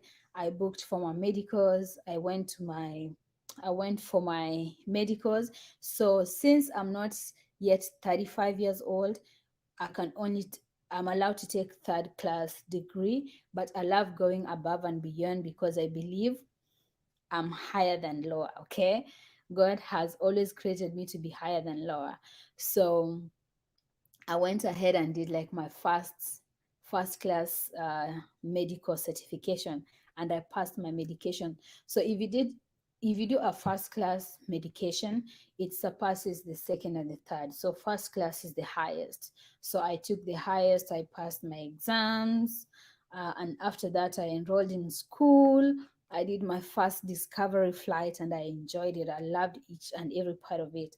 But what really motivated me was my teacher. They call them CFI, certified flight instructor. My certified flight instructor, he's only 22 years old. Guys, I never knew you can start like piloting when you're 17 years old. Yes, in the States. Yes, in the States. Hello, Alex. Hello, Miss Sheena. In the States, I don't, not in the States, like I think everywhere. In Kenya, I didn't have that information while I was working with Kenya Airways. But when I came here, yeah, like when you're 17 years old, you can start your flight school. All you have to do is you need your medicals. After that, FAA, Federal Aviation Administration, has to certify you. And also for me, I also, since I'm a foreigner, I had to do a background check with immigration, so I passed that one too. Hey, David. So I passed my background check. Yeah, I did pass my background check. Then after that, I applied for schools, classes, and I loved it, guys. I'm loving each and every moment of it. Like, it's magical on how will I tell you guys? It's magical on how um it's magical on how uh the way the flight is designed. Flying is more easy than even driving, if I'm making sense, because the way this tube is designed is it's communicating to you. Like, this thing is communicating to you, like each and every time there's an error, it's communicating to you, and you have to know how to troubleshoot. But my best moment of flying was when you have to, did you guys know, like, you can how will I say, you can bring the throttle to idle, like you can switch off the flight and it will still balance in the air. You just have to bring it back. So that is where I am right now. Like, they call it power of stalls. So power of stalls is where, like, you can fly an aircraft can have like dead engine, like everything is dead, but the aircraft can still fly. So yes, guys, it can still fly. um they teach us where I'm enjoying, where the power of stall, where I have to like zima, like switch off the aircraft, still fly, but I have to bring it back to life. Like, they're just teaching me in case of emergency situation how to do all this stuff. Like, it's very, thumbs up, thank you. Yeah, it's very interesting. It's very interesting, and I'm just loving each and every moment of it. So right now I'm like in my um taking my private, almost getting ready to do my solo flight. Pray for me, guys. The solo flight is where uh, once you've done, like, once you've finished, like, flying, like, you've completed the ground lessons, and your instructor feels like you're ready. My instructor felt like I was ready when I had like 20 hours, and I'm still like, I'm like, no, I'm not ready. I'm not ready to fly this thing by myself. But it's like, Joy, I feel like you're ready. So if your instructor feels like you're ready, they're gonna send you on a solo flight. And solo flight, it's a must for you to do that, because it just demonstrates on how attentive, like, when you're pilot, there's a lot of like coordination, like there's a lot of coordination. uh yeah, there's a lot of, it's a lot, I'm trying to tell you guys, there's a lot of coordination. You have to know, like, in case of an emergency, who to call. Like, you have to master like different radio station, um different airspaces. Like, they teach you on different airspaces. Let's say if you're flying in Atlanta, is a different airspace when you go to Denver, when you go to Dallas, when you go to it's the same space. I don't know how to explain it, but just know there are different airspaces up there. So before I come to, let's say, before, I'm from Atlanta, right? I'm taking off from Atlanta. Before I go to before I land to, let's say, Dallas, if I'm going to Dallas, 10 miles before I enter the airspace, I have to communicate with air traffic control. And that's how at times you hear uh, aircrafts have been shot, is because if you don't communicate, they will think you're hijacking, you're a hijacker. Then they will take down that aircraft. So they're teaching you so different, like, different things, like, how to communicate. At times you do have like at times you do have guys, I feel like I have a lot of information to share with you guys. At times it feels like they teach you, we have like towered airports.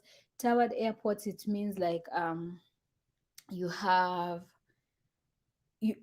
like, when you're getting into the airport, we have like people who can see the aircraft in the computer. They can see it, and they will tell you which runway to land to, where to go north, to go east, to go, like, how you're gonna come in for you to land. And you do have non-towered. So non-towered is where you have to communicate like with a lot. Like, you're communicating, if I say a lot, remember, you're a private, right? You're a private pilot, so you're communicating with the tower, you're communicating with the major airlines, like, you, to see who is coming first, like, hey, 5 miles, so to see who is gonna land first. And if you're not the person who is supposed to land first, they have to tell you, oh, you have to circle, you have to circle before you come to land. So it's interesting. I'm really loving it. I'm really enjoying it. My best moment when I'm flying is when I experience turbulences. It just makes me feel like a pro. It just makes me feel, oh, you're welcome. It just makes me feel like a pro. Not a pro. Oh, Jesus. You see, I'm talking too much. It makes me feel like a pro. And it's just interesting. And this experience just makes me thank God. And I'm just like, as human beings, like, we are very, very, very intelligent. Like, God can speak through human. God uses human beings to show his greatness to the world. Okay? Like, it's very interesting. Yeah. So that is my story. Oh, yeah, so that is my story, and I'm enjoying this, guys. Pray for me. It's not easy, it's very expensive. But the good thing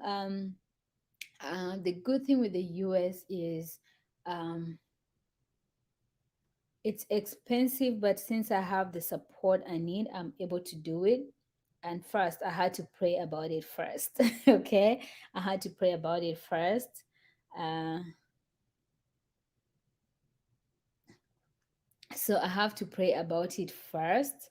Then it's easy here because we do have they do have a lot. Actually, if you're here, if you're in the US and you really want to do like piloting, right now is the time. They do have a lot of scholarships. Like they have women in aviation. Since I'm a woman, I applied for like women in aviation scholarship. I'm a black woman, they have like black pilots, women, if you are LG, LG, LGBTQ community, um, like they have a lot of like scholarships right now, and this is the best time for you to apply if you want to be a pilot. It just takes uh,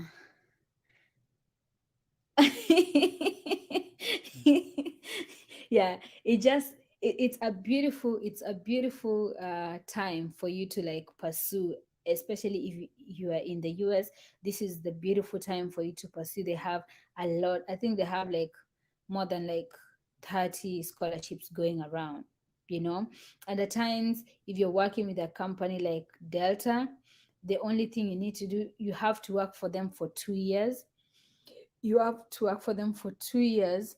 Then after 2 years, they're gonna sponsor. They're gonna pay for everything. They're gonna pay for everything, every little thing of your. Oh, thank you, Ike. They're gonna pay for everything that you need. But this is what I would like to advise people. I I know going it with a company route is the easiest way, okay? Is the easiest way. But at times, you really have to have passion for this. You really have to like this because it gets so hard. Because I believe when you're working with Delta, they want to take. So we do have, if you really don't know, they do have like they have two programs, okay? They have part 141 and they have part 61. So part 141, that is like it's approved by FAA, and it's like, how will I say, it's approved by FAA, and that is curriculum. You cannot it's a same like, let's say if today they are teaching you about if today they are teaching you about maneuvers, okay? If today they are teaching you about maneuvers, how to maneuver the aircraft during different types of weather, clouds, and all that stuff. If they're teaching you how to do maneuvers, and you're not good at it at that particular time, you have to repeat the class. And you cannot keep on repeating, because if you keep on repeating, they're gonna kick you off the program, okay? So if it's good for you to go with a company, but I'll advise at times it's good for you to knock out it's private is the most expensive one. It's good for you to knock out the private on your own. Then when you're going to do your instrument rating, when you're going to get your instrument rating license, the commercial pilot license, um, the certified flight instructor, the multi-engine, then you can consider like doing it with an airline. Because like all this, private has a lot. So when you're doing like, how will I explain? So with private, they're teaching you all the basics. Like they're giving you all the information. Like if you don't understand the basics, you cannot go to the other side. But once you understand the private, once you have all this knowledge and information about the private piloting, it's easy for you to do your commercial multi-engine and all that, because it's just like glorified. It's glorified private pilot, okay? The only thing that is changing is um it's like technical things. Let's say if they have to say, if you're taking off, you have to take off at this particular speed. At this particular speed, you can take off like, I don't know how to explain it. If they tell you like you have to take out at this particular speed. You don't have to do that speed as long as you know your as long as you know where to rotate the aircraft from after the other flight has gone. You don't have to follow that procedure as long as it's safe. If that is making sense. Does that make sense to any of? Yeah, it's just like if you're learning how to drive, if you don't know how to do a if the best example is, let's say if you're learning how to drive, right? That now that is private pilot. If you're learning how to drive, if you don't know how to make a sharp corner when you have cars close by, then never do it, because you're gonna cause an accident. But if you have an experience in driving, if you've been driving more, then you know how to measure your distance safely. Then you can go ahead and cut through it. Does it make sense? I hope this one makes sense. Yeah. So that will be my advice. Then the other advice I will give is, we do have United Airlines. They have a program by the name Aviate. So they do offer they'll pay for your private. They'll pay for your private, but you don't have to commit to it, because you can choose to go out or continue. But for me, uh, I prefer doing it on my own, so that by the time I'm getting my private license, I'm able, like, I'm comfortable enough. I have enough hours. No one is rushing me. And instead of me, for me to build my hours, instead of me going commercial directly, you can start like doing private. And private pilots get a lot of money. Like, they get a lot of money because, like, the school I'm going at, we just have like these rich people who have aircraft and they don't have pilots.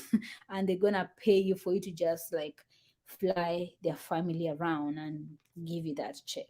So that is the other route. Like, it just depends on what you prefer. If you're like someone who don't have any commitments, you don't have a family, you don't have so much going on. Like for me, I have so much going on, so I'm just doing it at my own pace. I will advise you to go through that route. But the other safer one is Part 61. Part 61 is not curriculumed, but the problem with Part 61, like when you want to apply for a job with the airline, let's say the person who did 141, they'll only require 1,500 hours of flying. For you, they will require either 2,000 or 2,500, unless you do have a degree. Okay. Oh, thank you so much. Thank you so much. Yeah. So yeah, like that's like my take. I hope I've shared a little bit of my journey of becoming a captain. But guys, pray for me. Pray for me so that I can get my private license. Once I have my private license, I'll be so happy. Right now, I'm just scared of the solo, but my teacher thinks I'm ready. So I'm gonna trust in him and just try and go there. But I'm very passionate about safety, so I feel like if I'm not ready, you're not gonna force me. Okay. You're not gonna force me, because at the end of it all, I don't care about getting that certificate if I'm not safe, because I have a lot of people that are depending on me. So I have to be safe for me to be able to do my for me to go solo. Yeah. So it's fun, and it also helps out because you can go, like, we have like Facebook group, like we have study groups. You can go there and study with other people. you know People will show you like their golden nuggets on how to pass some. You're welcome, Miss Sheena. People will show you like golden nuggets on how to pass. At times you might not be the one who has a problem. At times it might be the way your teacher is explaining. That's why you're not getting it. So we have all those we do have all those we do have all those like groups which can help you out, and you will learn a lot. They will help you how to study exam. And actually the exam is not even, the exam is not uh it's not difficult, it's very easy. It's very easy. And I'm not a captain yet, I'm still a student. But amen. Amen to that. Yeah, so yeah, we do have like very like good study groups, good study groups that can help you, because I feel like for you in each and every studies, or for you to be a good student, you have to learn to get information from other people, because don't be close minded, like just connect with different people and you will really enjoy it. And this is what I normally tell people. um I'm doing it as leisure. I'm not I'm not giving myself pressure, okay? Because I don't want to be like, oh, I need to do it, I have to do it. I'm enjoying it. I'm enjoying every little bit of it. So for you to pass, you also have to enjoy it. You have to have passion. If something is giving you pressure, if you're having headaches all the time you're doing something, it's not meant for you. Don't waste your money, don't do it. It's not meant for you. Go for what you like, okay? And at times it's just good for you to have. After COVID, this is one thing I came to notice. Now this is I'm just going out of topic. After after after COVID, I really got to realize that you have to have so many um after COVID, I came to realize that you have to really have to be like jack of all trades, like you have to be good in each and everything, in case this industry shuts down, this you have something else you can do, because people look at me and people are like, why are you doing all this? And I always tell them I'm doing this because you see, like when COVID hit, the aviation industry was very low, so it was only the health industry, that's where the money was. So you just have to be smart in making your decisions. Thank you so much, Joy. You're really doing great. I mean, I was monitoring. I'm in the car. I'm like, just like, okay, I need to get home. I need to get home. But then I'm like, okay, Joy is doing just fine. You don't need to worry. I've given them my story, yes. I've I got to listen. Thank you so much, everybody, for keeping Joy company. My biggest worry was like, is she going to like suddenly this guy just threw me under the bus and left me in his own live stream? Thank you so much, guys, for supporting the co-host. She's amazing. I've just been listening in the background and I'm just like, geez, I didn't want to. I thank you so much, EK. My moderators, I really appreciate you. You're really doing a great job there. Thank you so much. Thank you so much, guys. I had a bit of an emergency, so I called Joy, and there was one option: either we cancel the interview, we push it to tomorrow, or she continues. And everybody seemed to have agreed with her that she continues, and that's where we are. So she's been running the show for the last Hmm. 1 hour. Yeah, and I was just trying to listen to your story, and I picked a few things, and Yes. I don't know. My one question, and I was struggling, I was itching when in the car just to ask this, but I said, let me get home first. Okay. You're a journey of relationships. You're a journey of the people who have been supporting you. You're a journey of I don't know. A lot has happened, and you've really had a lot of support from a lot of people, and you've lost certain relationships, like what you're saying with your cousin. Yeah. You know, Yeah. that's a huge deal. You haven't been Yeah. home for the last. You left for the United States in 2016, Uh, right? 2020. Yeah, 2020. I can say 2016. Yeah. 2016. It's Yeah. been it's been like Then what, 7 years? then I came back in 2018. So from Yeah, 2018, I didn't get to you haven't come gotten back. back home in, yeah, and you have family, and so my one question, and you may have answered it because I think in between traffic and getting home, Mhm. um, do you still have to support your family back at home, especially going through, I mean, the hustle? You've been through the hustle. You know, you're the typical Yeah. person who have really you've really had to Yeah. hustle. Um, Yeah.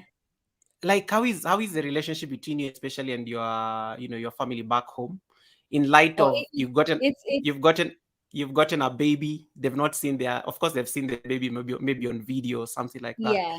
But Mm-hmm. I'm just trying to understand the dynamics. So What is their perception of your husband? Did they get it, so like my husband really if wants to there go. was any, those kind of things? Yeah, there you go. So yeah.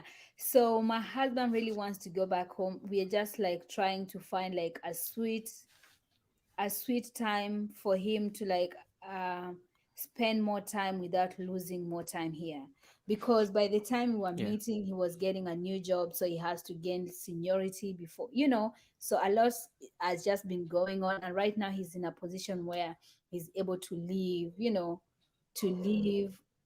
and we are comfortable, because I told him, when you're going home we need like a month or two. We are not just coming for 1 week, we need a month or two. So he's working on that. Yeah, Hmm. but the family has been so supportive. My mom is always proud of me. I'm not supporting them anymore because it's only my mom and my dad. I Hmm. managed to Yeah. bring my brother and my sister, so I live with my brother and my sister here, and they're doing well for Oh, nice. themselves. Yeah, so everybody is super good, and I'm happy. I'm happy that I had to sacrifice for me to be able to help my family out. And I'm just seeing my fruits, and that's why I'm where I am. I'm happy. 100%. I'm getting to do what I enjoy doing because I sacrificed a lot, and God just came in the right time. 100%.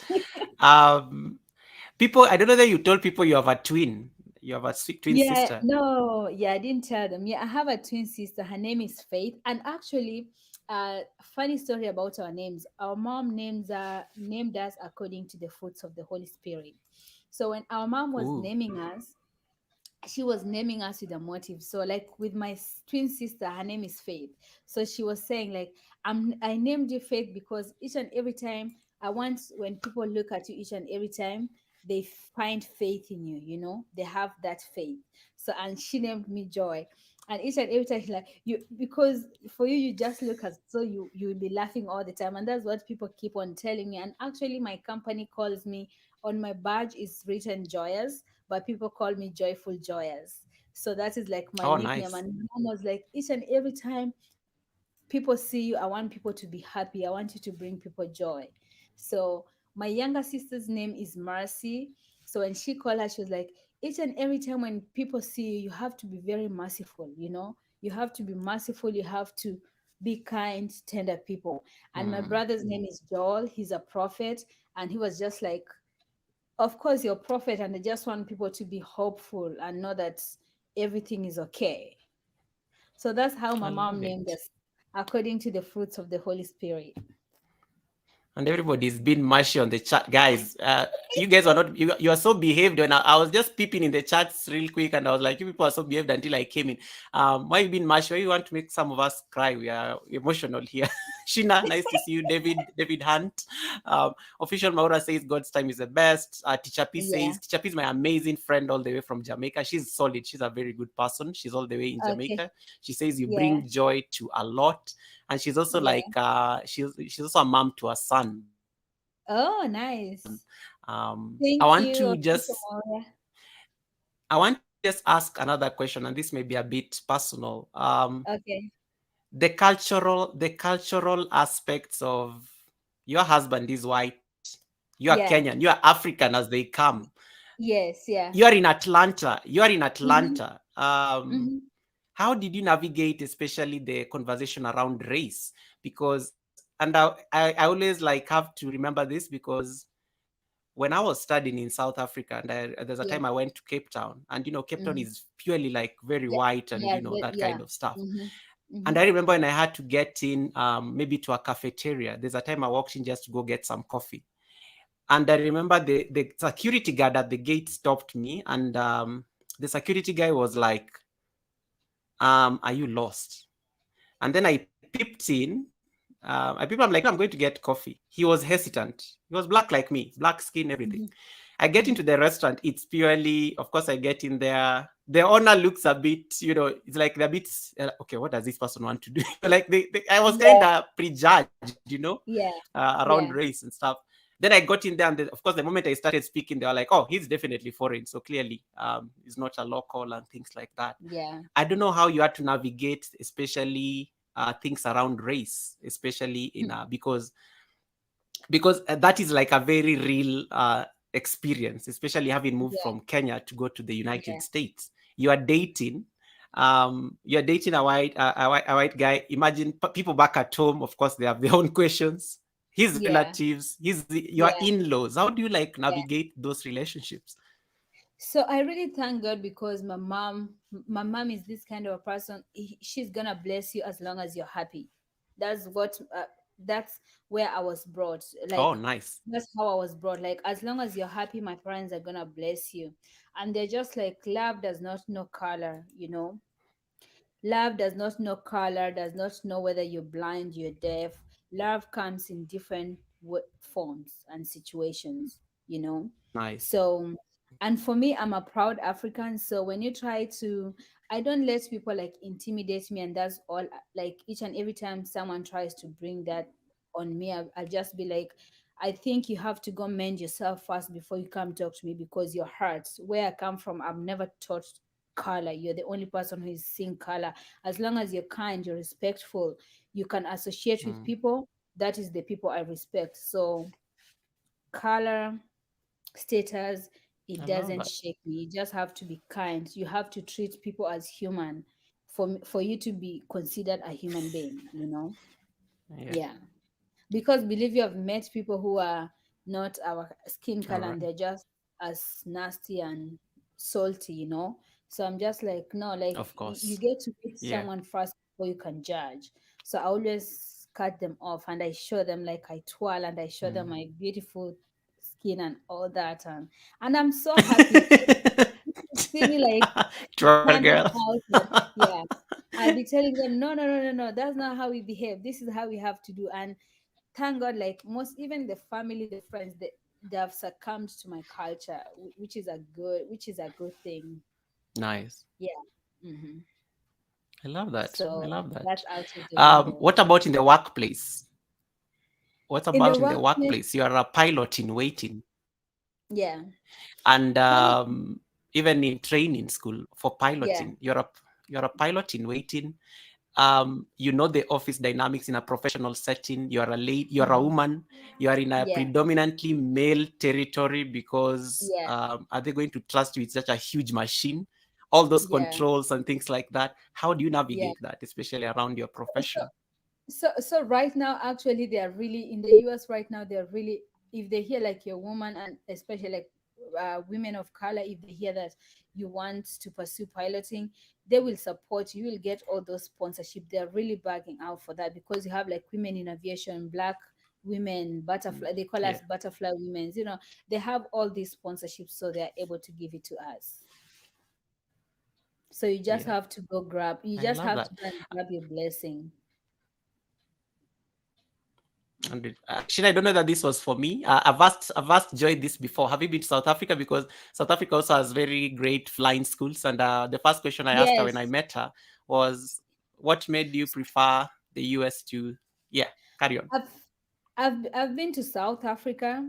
I've been to South Africa, but just like job wise, not like stay there. Yeah, Mm, it's job wise and also just to have fun.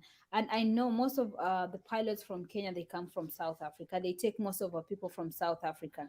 It's a great flying yes. school, but I feel like in South Africa, you have to have money. In the US, as long as you have a green card, they don't Mm, discriminate, like, you know as long as you have a green card, you can own everything, you can be everything. They don't limit nice. you. Yeah, so they don't limit you, so that is the best thing over here. Amazing. Amazing. Yeah, yeah. Um, Motherhood. You're a mother to an amazing, handsome young man. 3-year-old How do stubborn. you find the balance?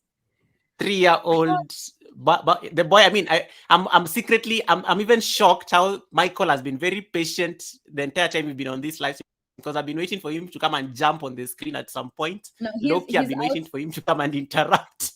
he's outside with his dad. This Okay, morning he okay. just wanted to be out. So he's outside. Actually, they're outside in the quarter sack. They are watching TV and just All playing right. around. Yeah. Navigate motherhood, and you starting to be a pilot and being again a flight attendant, because you still have to go for your you I mean, you can be called anytime. At some point you're always on call. Yes. How do you Yeah. like navigate this? So I have a Yeah. great supporting system, and I thank God for my husband. My husband works from home, so he only has to go to the office on Monday, Wednesday, and sometimes on Friday.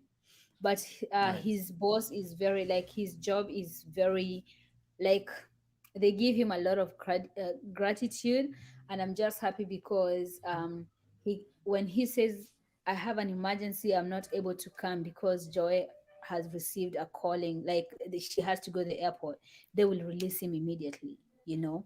Then I also have my Amazing. mom-in-law, and yeah, I have my mom-in-law. She works like part-time, but she don't work like all the time. She works like 2 or 3 times a month.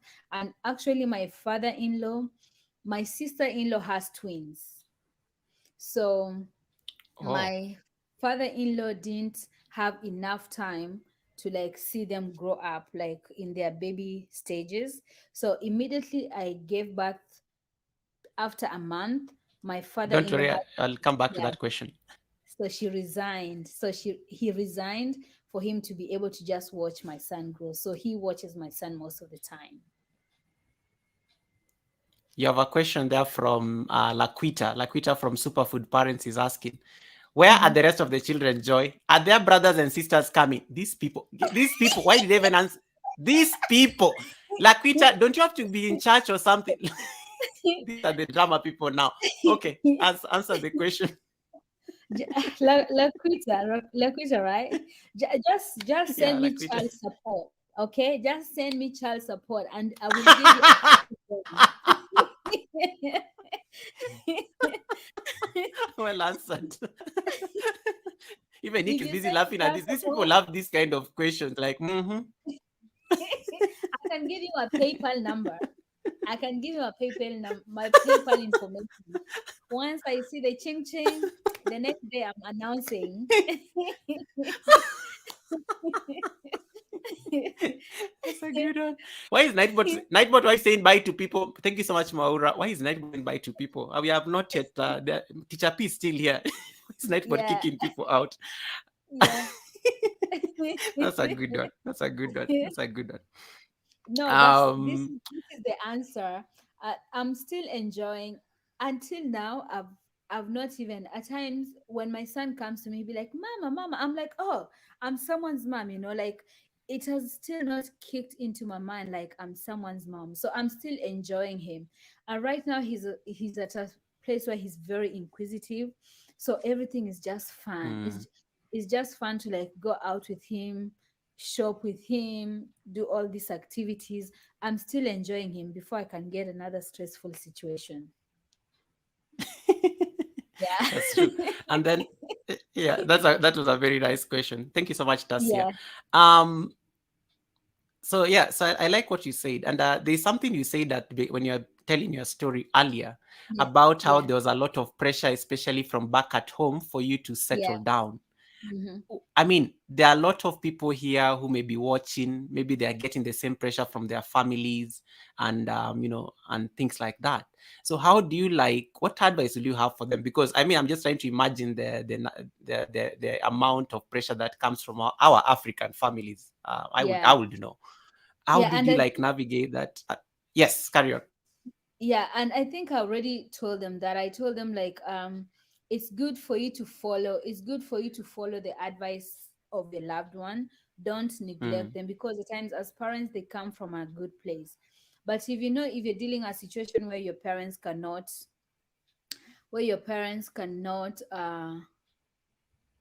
understand, just give them hope but you know what you're going through. Because for me, in my situation, where my mom was giving me pressure, I was like, I'm in another country and you really don't know what's going on. I have to settle down first before I can, like I can barely cater for myself. So how will I get someone to cater for me?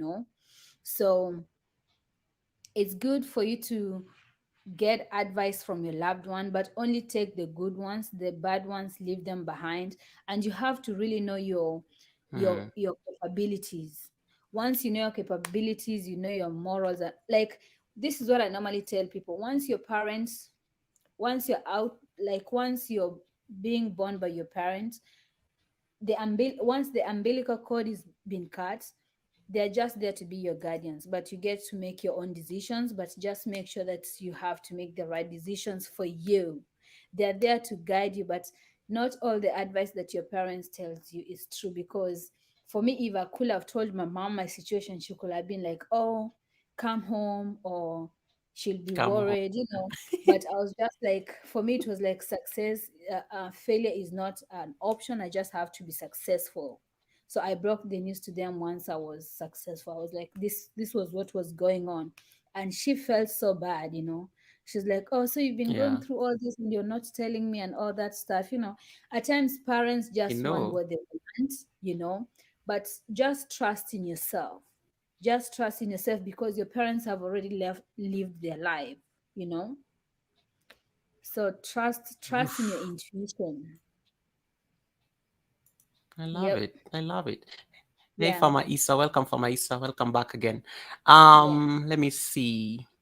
How do you think motherhood has influenced your approach, especially when it comes to? I know you're a new mother. You, as you said, you're still enjoying Mm-hmm. the being new to motherhood. How do you Yeah. think it has influenced your outlook, especially when it comes to life today, and also Oh, maybe professionally or amazing. even socially? Yeah, Amazing. So before I became a mom, I used to be a fashionista.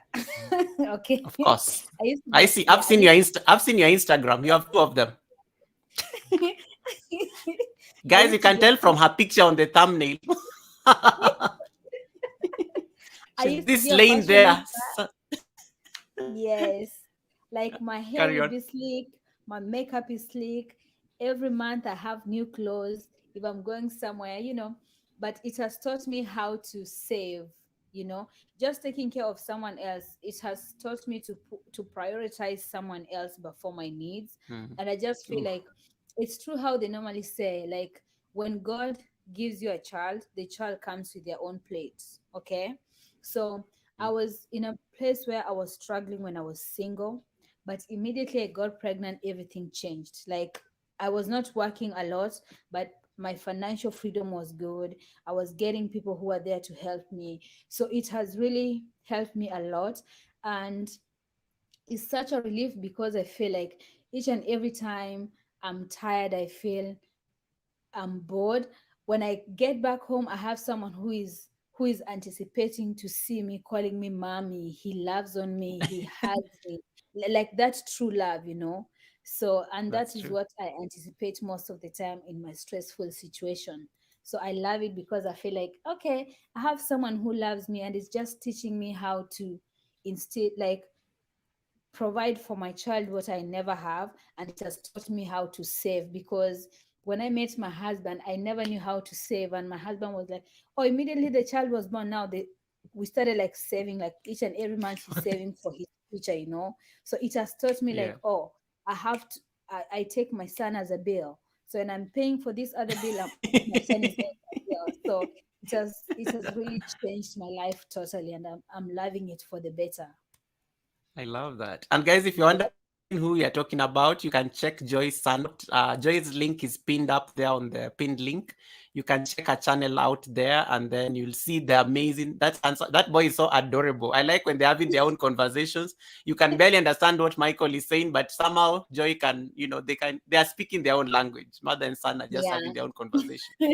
And if you're Yeah. lucky, sometimes he may pop in on her live stream. So if you're lucky enough, the Yeah. son may come and say hi and to and mom. actually right now, my son, he knows, like, when I'm wearing my uniform, he knows mommy is going to work.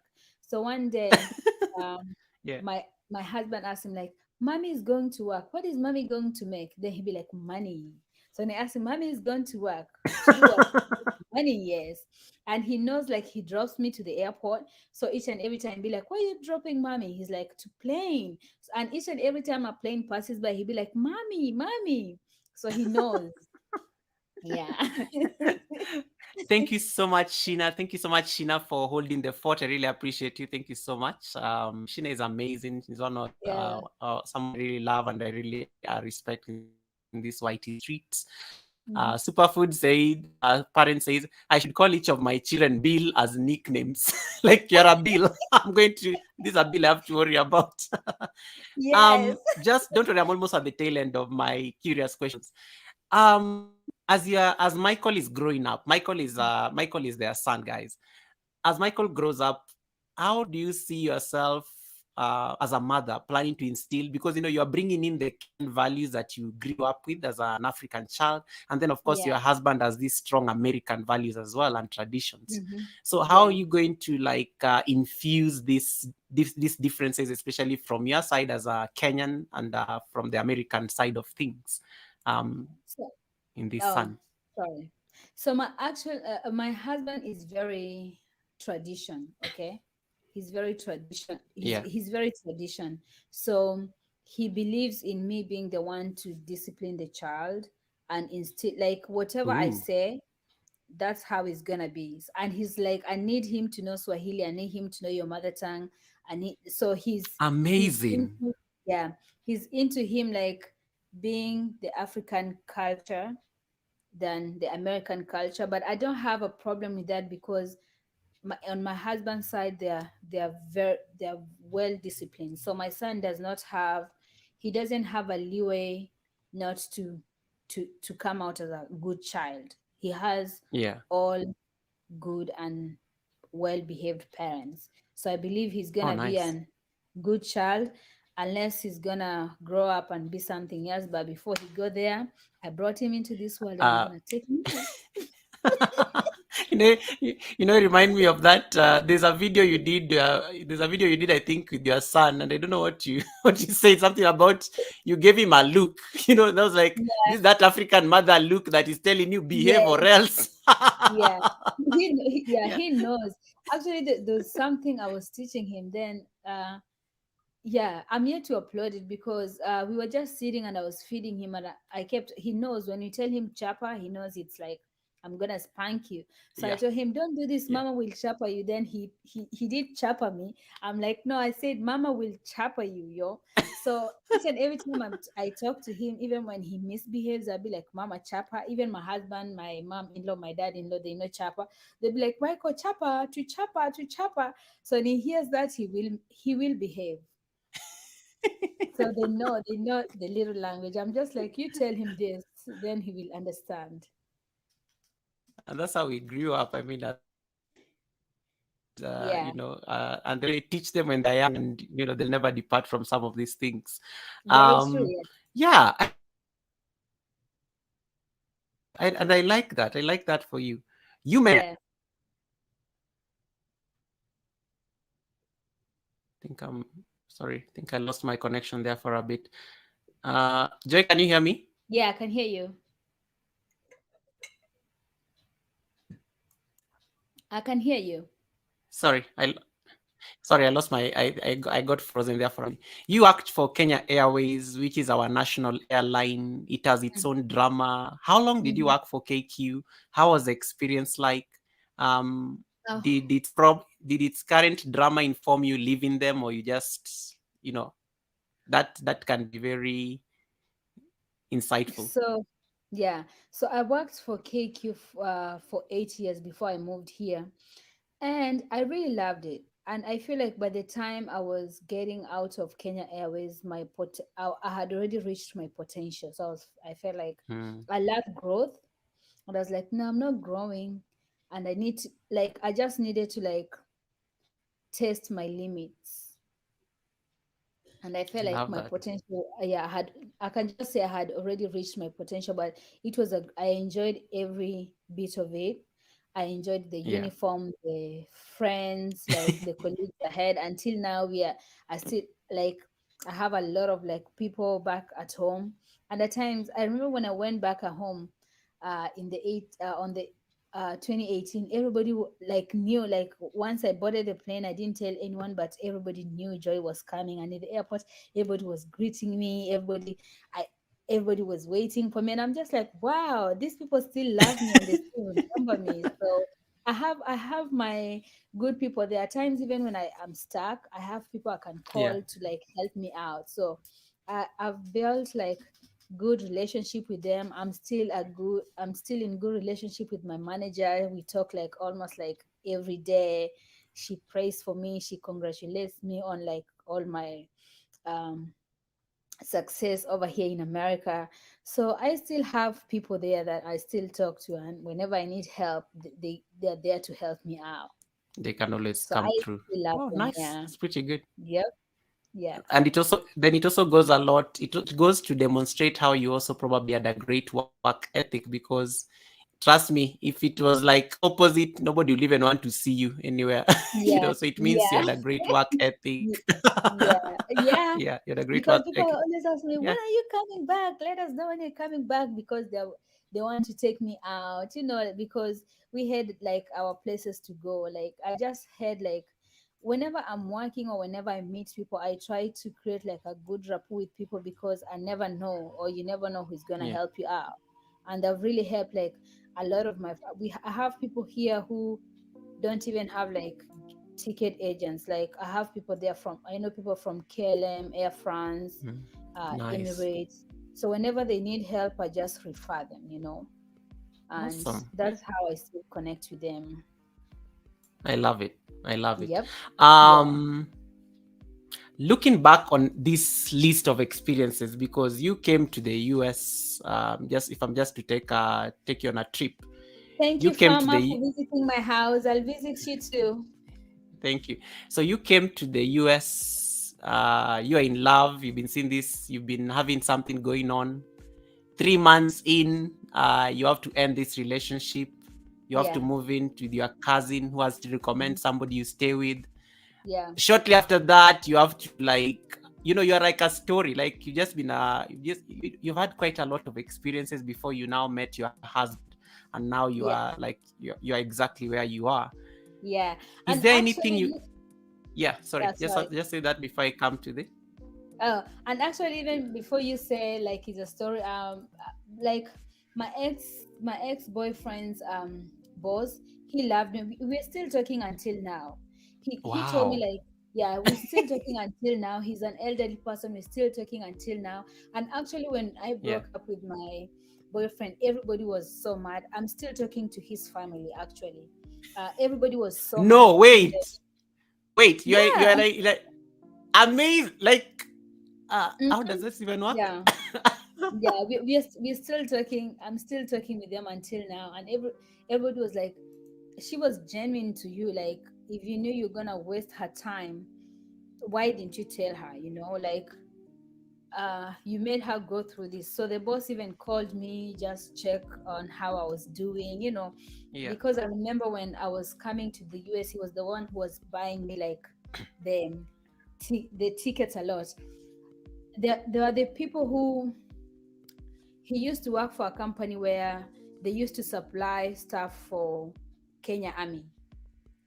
So Oh they used, wow. Okay. yeah, the company used to supply like planes for Kenya Army, shoes, their jerseys. Yeah, they used Mm. to supply uniform for Kenya Army. Mostly they used to deal with planes. I've even met, I went in a forum with, who was Uhuru Kenyatta. I was like the Yeah. how do you call them? Their translator. They hired me to be Oh translator. wow. Okay. Yeah. So I've been to the house there too. Yeah. Look at you, rubbing shoulders with those. Okay. Okay. Yeah. Okay. So I've Rubbing met I've shoulders with met power. those I've met those people, so through him, and he just loved me. Everybody loved me. That the wife loved me. They still call me to ask me how I'm doing, is if everything is okay. But for me, with my Yeah. pride, even if everything is not okay, I'd be like, yes, I'm fine.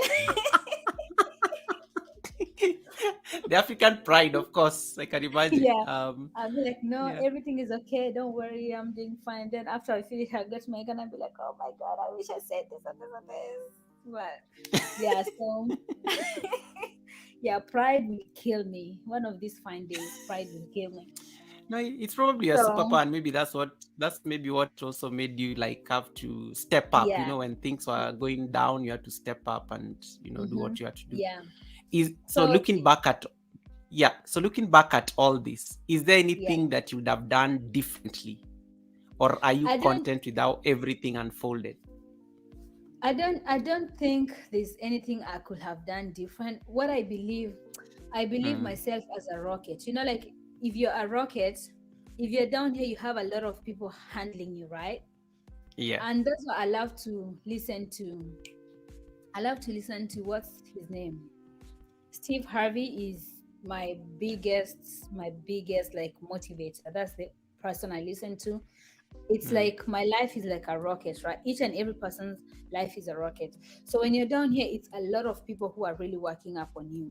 So when it's times for you to go, when you're picking up, the moment you want to go to the climax, the tail will drop off. So those people who yes. are dropping off those people who are dropping off while you're going to your success, it doesn't mean that they're bad people. That's how I look at it. It doesn't mean like, and Yeah. I'm this kind of person. I don't keep grudge. As long as you come to me and be like, yeah, I'm sorry. All I need is an apology. Is an apology, Right. because when I do things from the bottom of my heart. So it doesn't mean like these people that I'm not able to excel with my success, they are the bad people. No, they're just Mm, there to teach me a lesson, or they're just there to support me. Because look at it this way: if it was not for my cousin, I could not met this lady. So I don't look at her exactly. as a bad person. She was just there to help me in that situation. But since Mm, her time was over, we had to end things for me to go to the next chapter. I you love know that. so that's I that's love how that. I look at it. Like, you just I have love it. to end ties for you to find your success. And I like what you said about everyone had to play a role in order for you to move Mm-hmm. on to the Mm-hmm. next step. And Yeah. Superfood Parents there says we have all of that potential energy of people that have poured into us, behind us, to Mm-hmm. propel us Mm-hmm. higher. Yeah, Yeah. I like the rocket analogy. It's pretty cool. Yeah. Yeah. Um so where do you see yourself, like you're almost finishing pilot school and stuff like that? Mm-hmm. Where do you see yourself probably in the next, I don't know how many years? They always say that's an interview question. They always say, where do you see yourself in 5 years? But I just want, like, where does Joy see herself? You started a YouTube channel, and maybe you want to talk about that. Why did you start a YouTube channel? What is the story behind it? It's doing very well. I know you need to get your watch time and things like that. What is the Mm-hmm. plan? What is the joy? What is the joy plan? So I started a YouTube channel because I'm a giver. I do give a lot, but I came to Mm, notice, like, most of the time, people take advantage when they know. uh, I'm a giver, but it doesn't mean that I have. I give because I'm in a position to help. It doesn't mean that I'm mm, rich. I give because I know at that moment you need help. I'm in a position to help you out. yeah. But I feel like people got to misuse that power, and that's why I thank God for those people who misuse the power, because it taught me, actually, I should be like, I'm supposed to be releasing a video on saving and all that.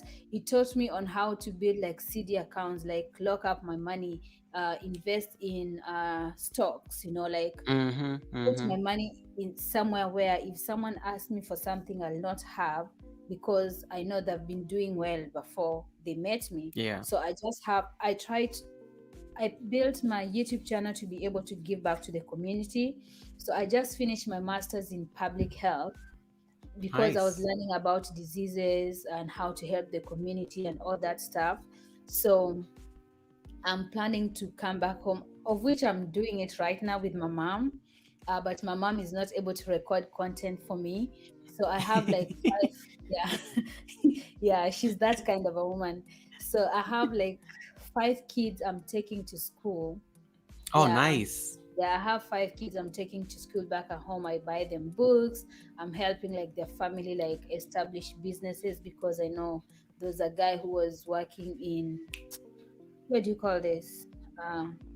They were digging gold, and a lot of people were dying there. So Yeah. I called my mom and I was like, what does he need? So I helped him like establish a business, and is doing well. So that's like my long run, project, Mm. because I feel like I'm here. I've been to a place where I know how it feels not to have. So I want to be able to make someone's life I better. love it. Yeah. Yeah. Everyone is David Ant is saying, continue, joy Kenya, be a rocket. That is like you just got a quote now, like under Yeah. your name. Yeah. Yeah. And then teacher P is like, yeah, indeed, David, and it's so true, superfood parents. Yeah. That's really amazing because that's also you part Mhm. of giving back. And sometimes Yeah. when you give, that's when you receive. They Yeah. always relate to that. Yeah. So I've also noticed. I want to Yeah, give back to community. I've also noticed you're very big on faith because the entire time you've been telling your story, you pray, Yeah. I Yes. noticed you have a lot of that. I'm praying for God to do this. You're Thank very God to big my on mom. faith. Yeah. Yeah. So I wanted My to mom just get, yeah, Yeah, my mom carry is on. a very sarcastic prayer. My mom will beat us up. Then after a while during the food, this is how my Yeah. mom will be, and we'll be looking with one eye like, this is how she will be praying. God, we thank you for this food. I know my daughters are very angry with me because I beat them. Please, God, please, when I open my eye, let me find them laughing. And we will be laughing. And he'll be like, thank you, God. You see, my babies are laughing. That's the kind of a mom I have. Like, she's very, she's very funny. I just love her. Like, she makes my day. I She know. makes my I know. day. Hmm. Yeah. And your dad, because I know Yeah. I think I only got the part you said he went through a stroke during Yeah. that time. Yeah. How did you navigate that? Because that must have also been a very difficult time, especially for a parent. Yeah. So, first of all, there's that time of denial, Mm. because I've worked in the health industry, and I knew, like, immediately my mom told me, oh, your dad is not able to move the left hand, this, that, like, he just fell on me. I knew immediately, I knew that was stroke, and that's the first thing I told my mom, like, just monitor him, like, don't give him anything to eat, ask him question, ask him his name, when was he Mm. born, where is he, how many kids does he have. If he answers all those questions, just not like he's a mini stroke. But I told him, you have to call an ambulance as soon as possible.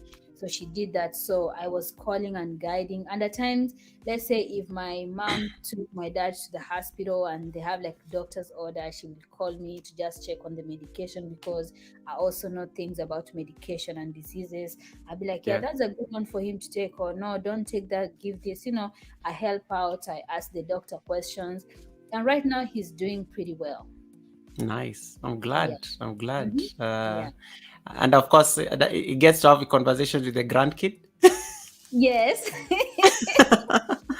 Welcome, famous. That's amazing. That's amazing. Yeah. I mean, I'm glad. I'm glad that is doing, because that can also be a very low point for you, and especially if you're very far from home and you really you feel like you Yeah. should be there, but then logistics and whatnot. Um, Yeah. yeah. Okay. Wow. I'm there Is in there any? prayers, and my mom understands. Normally tell them, like, I have to be. If I'm not okay, you cannot be okay. So you have to allow me to be okay for you guys to be okay. So she understands. When she hears me say that, she'd be like, yeah, it's okay, take your time, we really do get you, we understand. I'm like, yes. Amazing. Yeah. Amazing. Mhm. Um, Final question would be then on finding love on the internet. Yeah. Is it for everyone, or is it just, I don't know, do we just try and hope that we'll find somebody nice on the other side? And maybe this is why your cousin had a drama with your husband, because because we don't, you and I know the way we've been raised, we Yeah. don't find partners Yeah. on a phone or something. You are Yes. Yeah. I'm sure the next thing your mother was going to do is introduce you to somebody's son, if you're home. Yes. Like, yeah, it's like, do you know so and so's son? He just came Yeah. back from school. He's single. Yeah. I mean, our people, Yeah. and how they normally like link us up with people. So, Yeah. what is your take I, on it? Because I I think you got lucky, but there are people. I mean, it's online. You can find all sorts of people. yeah, I You found think your yeah, soulmate online. yeah. I think at times in life you just have to be persistent, and you also have to be particular on what you want. As I was telling them, like, you just have what God says, ask and you'll be given. You have to pray for a particular thing for you to be blessed. At times God that God does not like you to mix him up. He ha- he's visiting so many people, and he needs you to be straight with him. You cannot be like, oh God, I want someone who is like this. I want someone who is tall, who is handsome, who doesn't have a tummy, who is has a passionate because you're not gonna find those people. You're not gonna find those people. And at times when you ask God for little things, that's when he gives you plenty. He's like, no, you don't deserve this. This is what you deserve. So be be humble, extend gratitude to yourself. Hmm. So be I humble, know love it. yourself, know your values, and be like, this is what I want. 100%. I like that. I like that because there's a time somebody told us Uh-huh. that sometimes we like asking God for things. Yeah. But sometimes you need to give heaven something to work with. Mm-hmm. It can't just Yeah. be, yeah, give heaven something to work with, because it can't just imagine things. Maybe this is what joy deserves. Yeah. Sometimes you're like, you have to be very specific. Yeah. And at times, this is how you have to think of God. God is just like our father is just example, just like your mom, right? Or just like your Mm. parents. You want to tell me right now, if you went to your parent and told your parent at 16 years old, Mom, I want to get married. I have a wife right now. I want to get married. Do you think they will allow you? No, because it's not the time. It's not the right time for you to get married. So you have to wait. So sometimes you just have to pray over the situation because the time is not yet right. And people want things so fast. This is what I Mm. normally tell people. If you're facing, especially when it comes to relationship, this was my perspective, and this is what I normally tell each and every person. When it comes to relationship, maybe the environment you're dwelling in, that is not where you're supposed to find your person. First of all, you have to enhance yourself. Maybe you have to be like, okay, I'm not finding someone. I'm gonna decide I'm gonna travel. You never know, you might meet your husband on the plane. You might meet your husband on a vacation. I have to go to school, because for me I was like, I'm going to school. When I went to Yeah. school, I was finding people, but all those were kids. They were not my league. That's why I was still on looking. So at times you just have to change your environment to enhance your situation. But don't just sit there and be like, oh, you're gonna do this. Because let's say if you're finding like for me, when I was online, I was trying to find people. I don't have a degree, I don't have anything. So if I meet someone, because I was meeting like big, like we have like nice big people who are online, but Mm. you're meeting with the director, what are you discussing? What do you have to discuss with him? you know so you have to enhance yourself for you to get a good partner for yourself, because you cannot tell me utakuwa tu kwa nyumba na Mungu akuletea mtu in the house. You have to go out, you have to value yourself, you have to go to find it yourself, but at the same time you have to pray about it. I'm laughing at the Yes. comments from David. David says, tall, handsome, with money. Pray the prayer. And then David is crazy. And then Lakucha here says, yes, just keep the order short and sweet. Let God use an imagination to fearfully and wonderfully craft a delicious union for you. And Yeah. then Gorex, my channel member, Gorex Corner says, people want microwave results. Very true. Yeah, people want it to be instant, like at times. Yeah, you have to. And sometimes God wants you to be when I used to pray, I used to have my corner, and I'll just be like you, like I'll be pointing at things. What do you want me to be? Do you want me to go and steal? You like, if you're not solving my problem, who's gonna solve my problem? At times that's how God wants you to talk to Him. Like He's a merciful God. He's a faithful God. It's not like in the Old Testament. That's when Jesus came. We have a New Testament. You get to pray and your prayers will go directly. Just be short and sweet, and God will give you whatever you want. Yeah. So Amen. there's love on internet, because actually, even like most of the friends for my husband, we even Mhm. had a reunion because we all met like online. So we had Oh, like, wow. yeah, and it's all a solid like relationship. They have families, they have kids. So it's possible. You just have to be picky, know your worth, and God will bring you the correct person. I mean, whoever is listening to this, I hope they've heard. I hope they've heard. Thank you so much, Coach Merima. I saw you, and I was trying to get home just to catch up, but I'm glad Joy did an You're amazing welcome. job. Yeah, Joy did an amazing job Oh, handling the thank live stream you. alone for the last. She was so worried about technology. I was like, no, you don't even need to worry about it. And she can multitask because me, I don't know how to look at chats, and I'll be listening to the story. But she was like Yeah, reading the chats, and she continues with the story. So she's yeah. very like hands on like that. Trying Mother to, instinct. trying Yeah. to.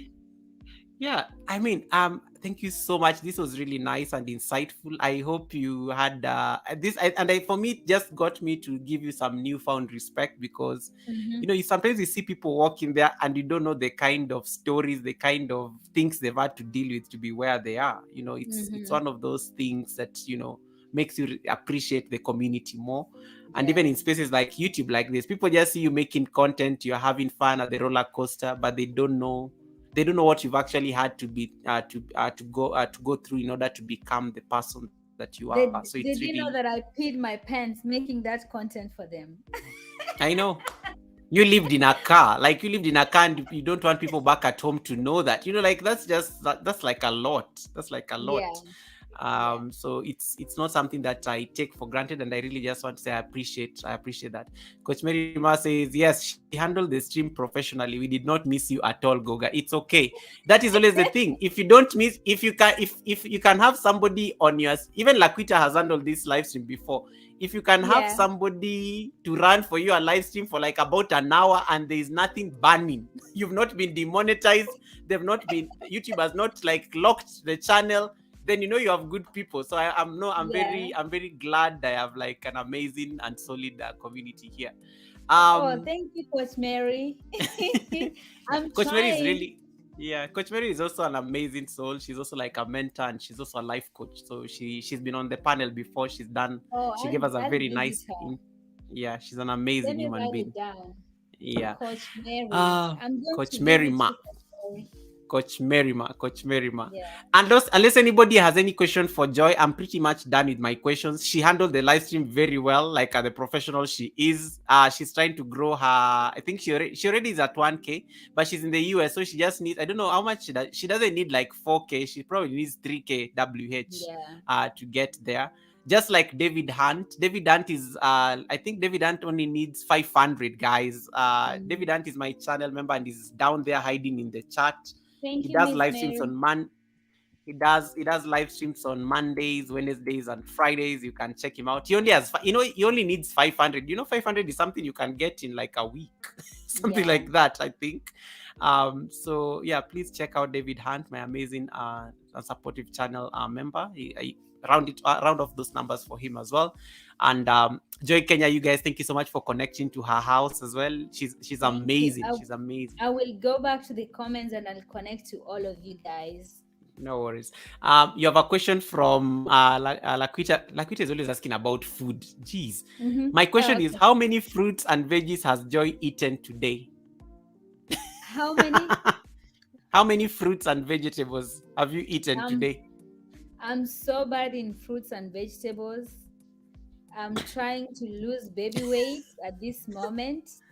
Um, it's off the window.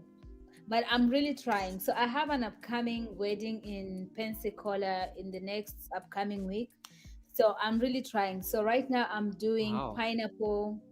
I'm I I love try to blend. pineapples. Yeah, I do pineapple, two limes, two lemons, ginger, and something else. Ginger and some mint.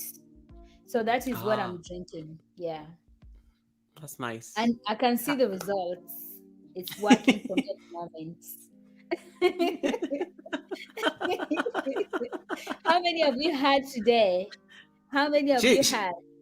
she's the queen of like everything healthy. So she's that's what Oh, she's so she asking. does healthy stuff. I'm Yeah, gonna she's visit purely her. like health whatever. Yeah, Yeah. I'm gonna visit you, Miss Superfoods. I'm gonna visit you after this. I'm Yeah, gonna she's connect to amazing. each and every person You of love them. you. Your final thoughts. Baby is now a boy, so no excuses. I know. I used to say baby weight, baby weights. People are like, "Mm-mm, it's not baby weight." Modeling career, any prospects on that? I don't know. You want there's piloting coming up. You are in public health. You've also done public health. You Yeah. had a modeling career going on there. Yes. So Any plans I to? went, yeah, I went for modeling career because I wanted like when I was doing this online dating, I wanted to be like this sophisticated, know how to pick photos and all that stuff. And I want to see. and I want to see a picture on your Tinder profile. I mean, that's what. Yeah, you need to share it. you know, and most of the time people had approached me as because Okra. I was very slim. I will send you like a picture of mine when I was having like cake uniform. I was like straight like this, and people are like, you will make a great amazing model, you know. And people used to confuse me to Naomi Campbell. So I used to get a Ooh. lot of pictures with people. I don't know why, but I just be pausing, you know. I'm just there pausing. I'm like, okay, let me pause, let me pause. They'll be like, can I take your picture? I'm like, yes, ma'am. So I'm just pausing, pausing. So I'm on the journey, like getting back to my normal guys. You Hmm. will see me on Instagram. I've been so busy with life, so I've not been able to like Keep. post or Yeah. socialize and all that stuff because I believe in giving people like I'm very official, you know, giving people like official thing, something they can relate with me. So I've not posted so much, but content is coming right now. I have no excuse. I'm done. School, all this problematic stuff, it's done. God has wiped it out for me. So you're gonna be seeing much of me soon. That's Nice. all I can say. I wish you well. I think that's a great point, and I like what you said about your YouTube journey is to Yeah, document your life and to document what you're doing out there, and yeah, I think it's really beautiful, and I yeah. wish you well And it's, in that. yeah, and it's also just to give people hope. God willing, once they monetize me, I will start like because I know we have people who want to travel. So Yeah. and people think that I'm able to sponsor them. So once I'm done, I'm gonna be like giving out like sponsoring people for vacations, you know, Oh, just help nice. visit someone, you know, for my genuine supporters, I'll be I love doing like it. sponsor you for vacation, send out money, help out, something of the sort. Uh, But I'm not I'm there yet. I'm free. When are you sponsoring me for vacation? You said you are in Atlanta. I need to visit Atlanta.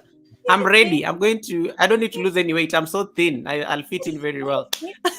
I know, right? I know I'll fit in very well. I don't need to lose any weight. David is I like, don't eat know. okra. David and okra. I don't know what okra did to David. David and okra. Jeez. And then Coach Mary says David okra is the best to give you amazing results. And then Laquita is telling you that today I have had carrots, onions, cabbage, avocado, tomatoes, broccoli. Okay, okay, Laquita, we Yeah, get it. I'm We gonna get visit. She really, yeah, she want me to lose it. I'm gonna it. We check get you it. out. I'm gonna superfood parents. I'm gonna check you out. I need to lose this weight. The wedding is And on the then 7th. There was okra in my past. When you mention okra, David will just get wild here. And then for Sky, nice to see you. Thank you so much for Sky. For Sky, you made that shot go viral. For Sky loves this thing when I'm doing lion pose. So for Uh-huh. Sky decided to like camp on that shot, and that shot just went viral and gave us nearly 3,000 views. So it's like Oh, that's amazing. nice. Yeah, for Sky was busy like stalking me on that shot. So it's amazing. It went viral. It went viral. That's good. So guys, and unless somebody has any other question for Joy, I don't want to keep her long. I want her to join her family. It's a Sunday. She's been hanging out with me for the last 3 hours. Okay, she hasn't. I've only hung out with her for like 1 hour. She was taking charge of the other time. Is there any last question? Anything burning before I release her to go and have a great time with the son and the husband? Mercy Empire, welcome. Mercy, my channel member, is here. Any question? Any question to her? The model is Naomi Campbell is going. This is like the moment. Naomi Campbell meets Cynthia Bailey. You look like Cynthia Bailey, by the way. I was Yeah, like, yeah. yeah, Most yeah, you people, look like her. if you check on my Instagram, I think Joy Kenya TV, there is a picture I have there. Like Yeah, that is they took like my face shots, like the face shots, and everybody was like, "Oh, we thought this was Cynthia Bailey." I'm like, "Who is Cynthia Bailey?" That's when I knew like Real Housewives of Atlanta. of Atlanta. Yeah, Yeah, you so look people like keep Cynthia on Cynthia Bailey. Bailey. I'm like, okay, yeah, Yeah, and she's a model at 50. She's still modeling in her yeah. 50s, I I think think. she's at Yeah, 52 right now. yeah, she's in her 50s or Yeah, something. yeah. Yeah. So I mean, I really want to thank you so much. I got to meet you through who And connected us, by the way? Anne. Yeah, it was Anne, and then I met you at no, is it Winnie? no, Yeah, it was Anne. that it Was it was Anne? it was it was Anne. Then Anne told me to connect with you and Ike.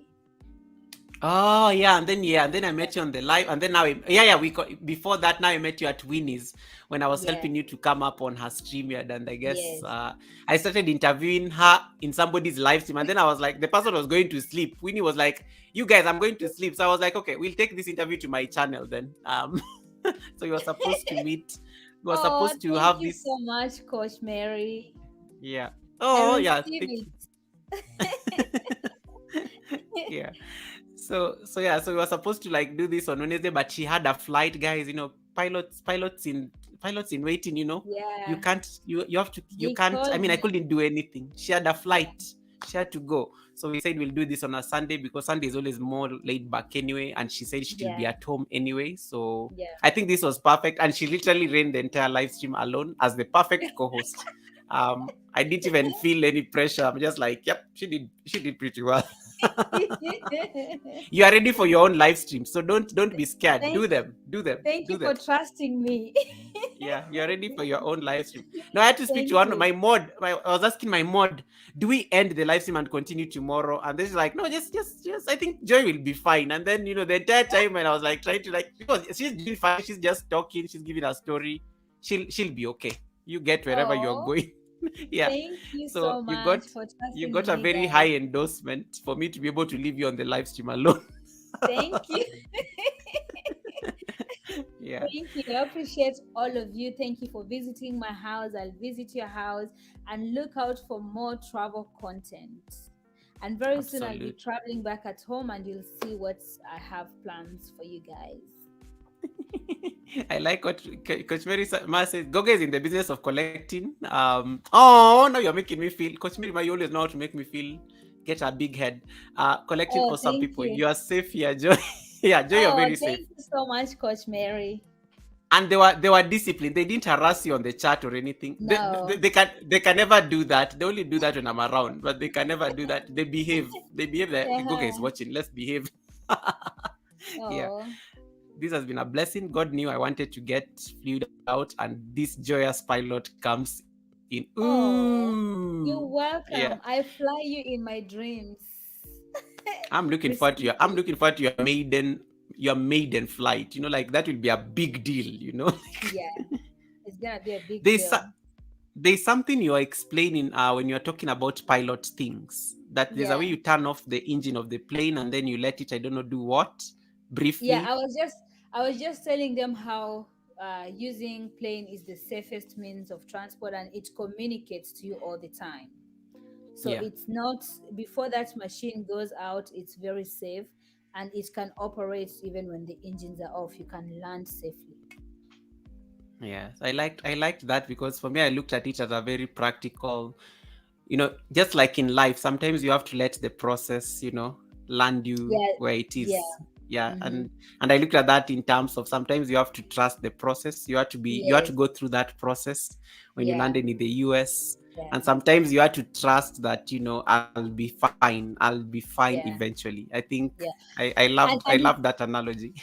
yeah, and it's very funny because that process where they are teaching us how to recover a flight when it's in distress, they call it power of stalls.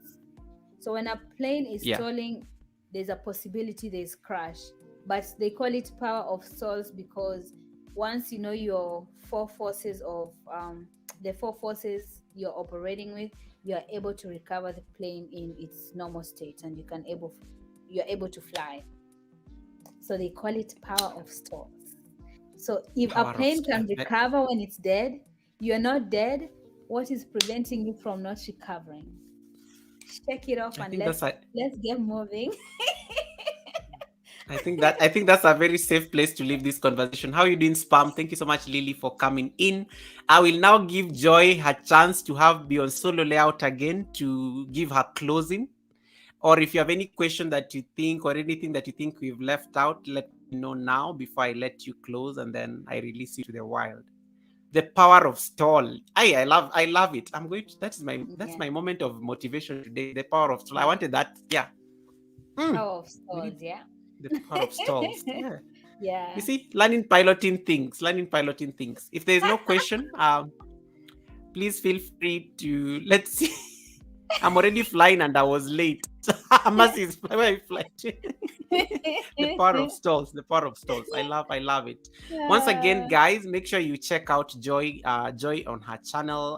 The link is pinned up there. You can check her or if you are still listening to her, you don't want to get out, you can and she's very searchable on YouTube. Joy Kenya TV, it will just pull her up and you'll be able mhm. to see her. So you're able to now connect to her from there.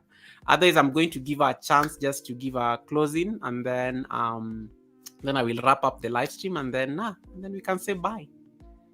But she's so relaxed. I like how she's not in a, like I'm always worried when the guest has to rush. Like you kept and I kept on telling, like I'm keeping Joy waiting. This vehicle needs to get there very fast. Joy is waiting. Like Joy will get bored and think I'll abandon her on the live stream. So I was like getting worried. I was like, no, she looks relaxed. She's just relaxed. She's at home. So Yeah. why are you worried? Yeah, the power So of I want stall. The power of stall. yeah, I want to thank each and every one of you. Thank you, Oh Goga God, community. let You me guys put you are on. amazing. I have to put you on solo layout so that people can see you Oh my alone. God. There You're you doing go. too much for Wing me. it. Promote yourself. Well, yeah, you have 2 minutes. 2 minutes to say what you want. 2 minutes. Yeah.